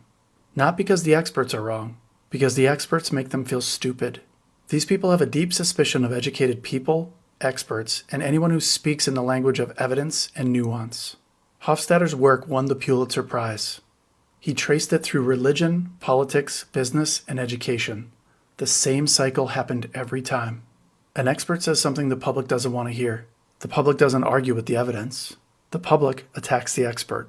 Fauci is the most qualified infectious disease expert in American history. He's advised 6 presidents. He's led the response to HIV, Ebola, Zika virus, and COVID. He's been at the National Institute of Allergy and Infectious Disease since 1984. None of that matters to MAGA. It actually makes them hate Fauci even more. Because in an anti-intellectual culture, the more qualified you are, the more threatening you become. Your expertise isn't credentials, it's an insult to them. Fauci's reminding these people that he knows something they don't know. and they'll never forgive him for it. 2. Humiliating Trump. Fauci did something that nobody in Trump's orbit is allowed to do. No, wait, people questioning stuff and not immediately taking things at face value is a lack of intelligence. That explains so much about the left. No, it was in 2021. What we're criticizing you for, and I've said this when the Fauci hearings happened, like I can empathize and sympathize with somebody originally when the vaccine came out being skeptical. But now you have 5 years of data. And the people that you listened to at that time who told you not to be vaccinated are lying to you now. With the data, it's telling them the exact opposite. Where I think the criticism, at least for me, is coming from is you refuse to take things, you refuse to accept data and instead are believing conspiracy theories, and you're pretending that you're being skeptics. You're not being skeptics. You're not looking at the data. You're not looking at the studies. You're not looking at which type of studies you should rely on. You're just still listening to the same bureaucrats that you were listening to before. You've chosen to refuse to investigate any of this. You've chosen to refuse to accept data. That's the criticism. In 2021, if you were skeptical of the vaccine, that is a far more reasonable position than in 2026. In 2026, being skeptical of the vaccine, despite the data being overwhelming, then yeah, I'm going to say I question your intelligence or your ability to find good answers. He disagreed with Trump in public, on camera, in front of the entire country. In 1971, psychologist Heinz Kahoot at the University of Chicago published research on what happens when a narcissist is contradicted or humiliated. He called this narcissistic injury. The finding that a narcissistic person experiences disagreement as a personal attack, not as a difference of opinion. They see it as an existential threat to their identity. Trump said hydroxychloroquine was a game changer. Fauci said the evidence did not support that. Trump said the virus would disappear by Easter. Fauci was right. Trump was wrong. Fauci said it wasn't going anywhere. Fauci was right. Trump was wrong. Trump said to inject bleach or disinfectant into sick people. Fauci could not even stand next to Trump without his face telling the whole country what he was thinking. Fauci later said he had no choice. Fauci said, I couldn't stand there and be complicit in saying hydroxychloroquine works when it doesn't. That injecting bleach works when it doesn't. That the virus is going away like magic when it's not.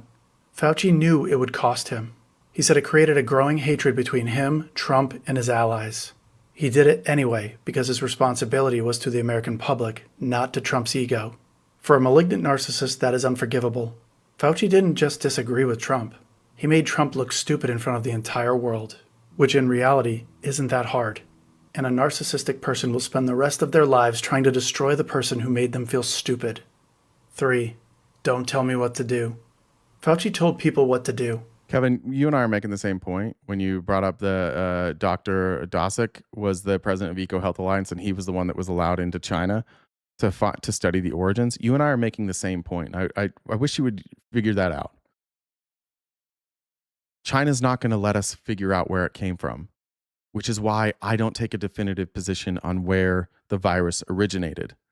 It's why nobody should take a position on where the virus originated with any sort of surety. You're making the same argument I'm making here. The difference between me and people who think that are definitively claiming that it came as a lab leak are saying, oh, because EcoHealth was the only one allowed in, and they were the ones that funded, got the NIH funding, who then gave that funding to the Wuhan lab to do gain-of-function research, that this is a cover-up. Maybe, but not definitively. And that's the difference between you and I. I'm saying maybe. You're saying definitively. You don't have evidence of that, which is why I'm at maybe, which is where you should be. But the problem is we have way too many people making definitive statements with incomplete evidence. And a very specific type of person cannot handle being told what to do. In 1966, Jack Bram at Duke University published research on what happens when people feel like their freedom is being restricted. He called then give me better evidence, Kevin. Because what you gave me right now is a conspiracy theory. It is definitive. You just haven't seen it. Cool. Then why are you citing evidence that isn't definitive? Cite the definitive evidence. Psychological reactance. The finding that when someone tells you to do something, your brain automatically pushes back. Not because the thing they're telling you to do is wrong, because you were told to do it. The act of being told what to do triggers resistance regardless of whether the instruction makes sense. Fauci said to wear a mask. Millions of people refused specifically because he said to. Fauci said get vaccinated. Millions of people refused specifically because Fauci said to. Brem found that the reactance intensifies when the source of the instruction is perceived as an authority. The more authority a person has, the more reactance kicks in. Fauci was the highest medical authority in the country. That made him the single biggest trigger for reactance in the entire pandemic. MAGA didn't refuse because the science was wrong. They refused because being told what to do by a smarter person made them feel stupid. And for narcissistic people, feeling stupid is the ultimate insult. Fauci didn't do anything wrong. These people are snowflakes. Insecure people can't handle being told what to do by someone who they perceive to be smarter than they are. So instead of listening to an expert, they attack the expert instead. And hundreds of thousands of these people died because of their stupidity. 4. The mirror. People who know nothing about science always seem to be the most certain that they knew more than the most published infectious disease researcher in American history. In 1999, psychologists David Dunning and Justin Kruger published research on why people who don't know what they're talking about are always the most confident that they do know what they're talking about. Tom, this is you. Hey, Tom, they're explaining Dunning-Kruger. This is explaining you. Why are the people with the least amount of information so confident that they are right? Okay, Tom, listen to this. This is you. And by the way, Tom, other MAGA will agree with this. Other MAGA that see you every day will agree with this. You are by far the most confidently wrong person in this chat daily. You speak with a level of confidence that you do not deserve, given the amount of times you confidently say things that are blatantly wrong. They don't have enough knowledge to recognize how little they actually know. In other words, stupid people are too stupid to know that they're even stupid. So they walk around with total confidence and certainty about things they don't understand at all. They called this the Dunning-Kruger effect. This is every person who told you that the vaccine had a microchip in it. This is every person who said masks don't work because the virus is smaller than the holes on the mask. This is every person who said ivermectin was the real cure. This is every person who watched a YouTube video and decided they knew more than a man with 50 years of published scientific research. Poor little MAGA. Fauci wasn't just an expert to these people. He was a reflection of everything they're not. Every time he spoke, he reminded millions of people how little they actually knew. And people who score high on the Dunning-Kruger effect don't self-reflect and think to themselves, maybe I should learn more. Instead, they do what lazy people do. They attack the expert. They look at Fauci and say he's a fraud. They don't hate Fauci because he's wrong. They hate him because deep down they know he's right, and they can't stand that he's smarter than they are. 5. The scapegoat. Dr. Fauci said get vaccinated. Republicans said no. Dr. Fauci said wear masks. Republicans said no. Dr. Fauci said to socially distance. Republicans said no. 1 million Americans died because of it. Republicans said prosecute Fauci. Shocker. In 1972, philosopher and social theorist René Girard at Stanford University published research on what happens when a community is in crisis and needs someone to blame. He called it the scapegoat mechanism. When things go wrong and the group can't face its own responsibility, the group finds one person to carry all of the blame. Are they guilty? Not a chance. They project every failure onto that person, every sin, every consequence, and then they punish that person so the group never has to take accountability for their actions. Over 1 million Americans died from COVID. Trump said COVID would disappear by Easter. Trump promoted a drug his own scientists told him didn't work. Trump turned masks into a political statement.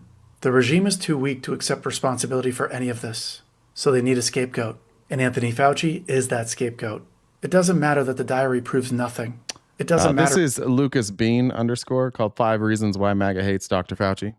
If he's guilty or not. It doesn't matter that investigations have not produced evidence of wrongdoing.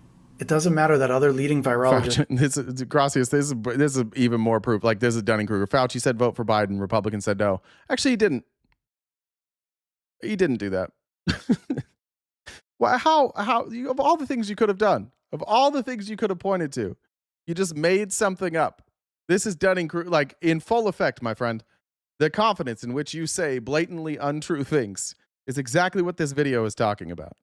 Say there is no proven link between NIH funding research and the start of the pandemic. The scapegoat is chosen because the group needs someone to carry what they can't carry themselves. True. Because they are weak people. Fauci isn't being investigated because he did something wrong.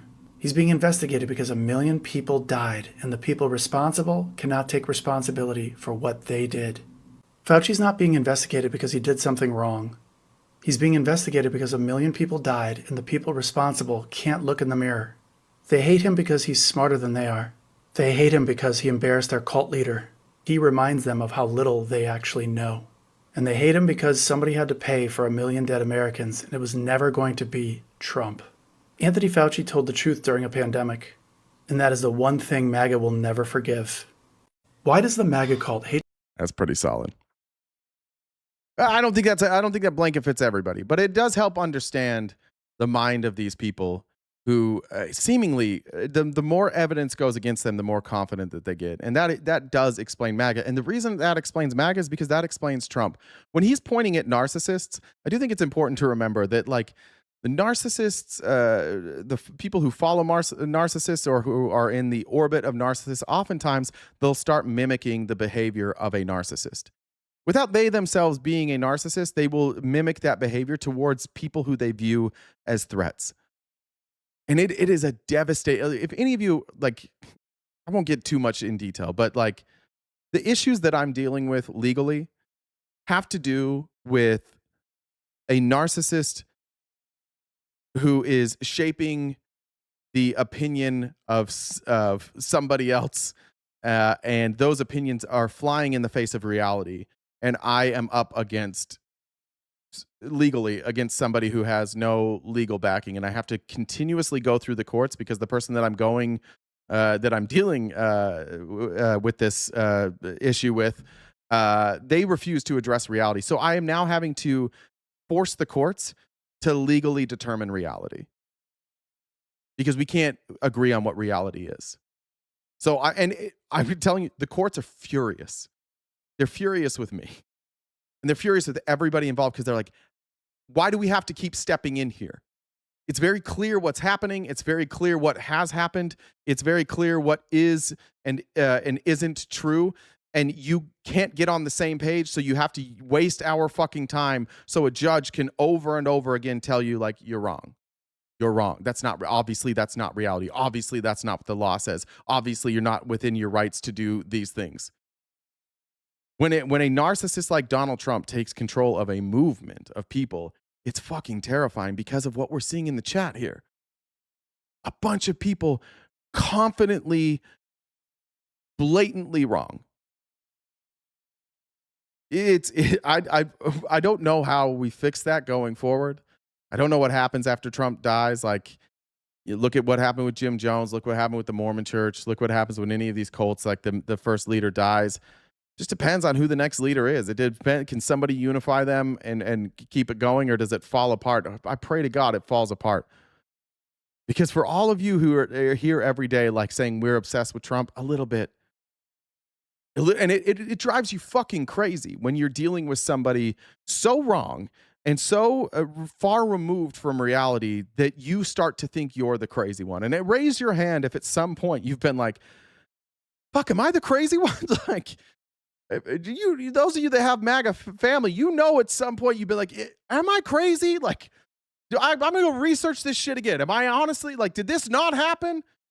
The people in here like, Trump never said to drink bleach. And then you go and you're like, no, he definitely said inject the disinfectant, and the disinfectant that they're talking about was bleach. He definitely said that. And they're like, nope, didn't say it. You know, if you've dealt with MAGA in your personal life, you have to be pretty fucking strong to consistently be like, no, I'm gonna double check this. But sometimes you can feel like the crazy one.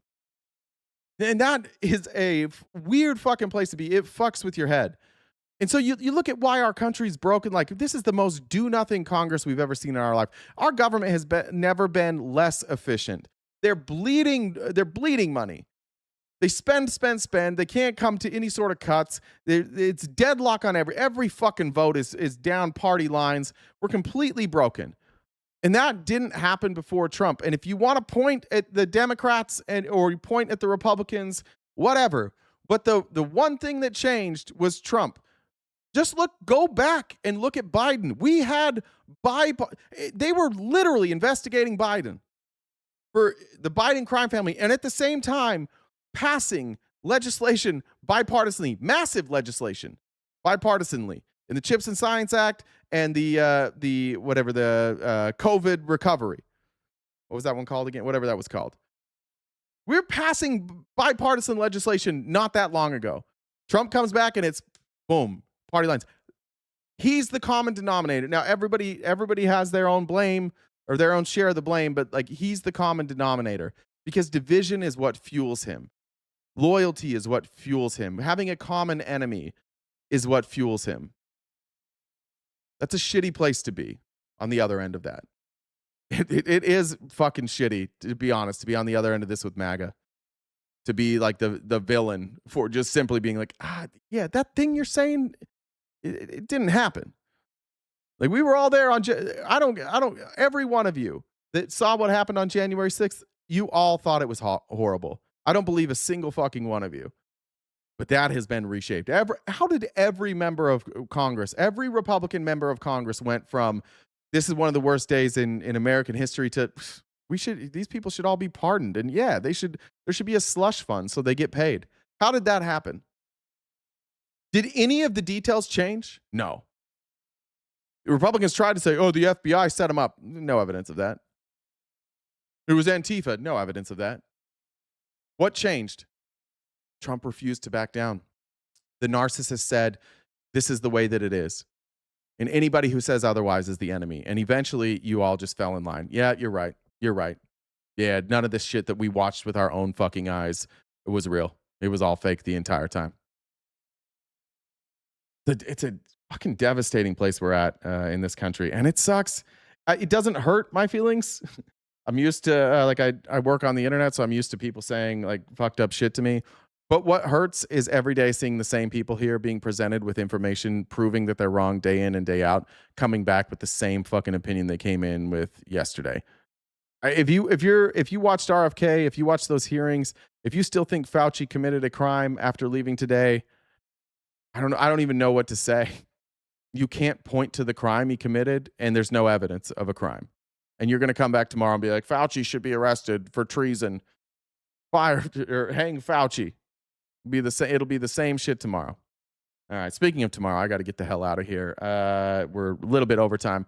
Thank you guys. I think we mostly knocked out the gift goal. I don't think that's updated. I think it was all but like, I don't know, some of it. I don't know what's left, but I appreciate you guys on that. I will be back tomorrow morning. This week I'm here Monday, Tuesday, Wednesday. I'm off Thursday because I got to go to court. Hopefully that is the last court case that I have. The judge literally is just like, you have to conclude this shit on Thursday. They've lumped in like all my cases together, and the judge is like, you have to figure this shit out on Thursday. So I'm hoping that after Thursday, no more emergency hearings. But we'll see. There's not a thing I won't do in this world to protect my daughter. So I appreciate you guys' patience with that, and most of you being cool about me randomly missing days at the last minute. But until I see you guys tomorrow, I hope that you take care of yourselves. I hope that you have a good day. I hope that you go outside and touch grass. If you can't touch grass, perhaps you may want to smoke grass. If you can't smoke grass or touch grass, best of luck to you. Reach down, would you? Reach down there, find your bootstraps, pull yourself up by those bootstraps, and then make a plan to put those boots on the ground. But before you do, look in the mirror on your way out, say something nice about yourself, and drink some water because it's hot out there and it's important to stay hydrated. Take some water with you as well. And while you're out and about and you come across people, be nice to them. Be nice to your friends and your family, but most importantly, be very, very nice to yourself. And until I see you guys tomorrow morning, bright and early, 9:30 a.m. Pacific Standard Time, I wish you all well. Stay cute and cool, and have a great summer.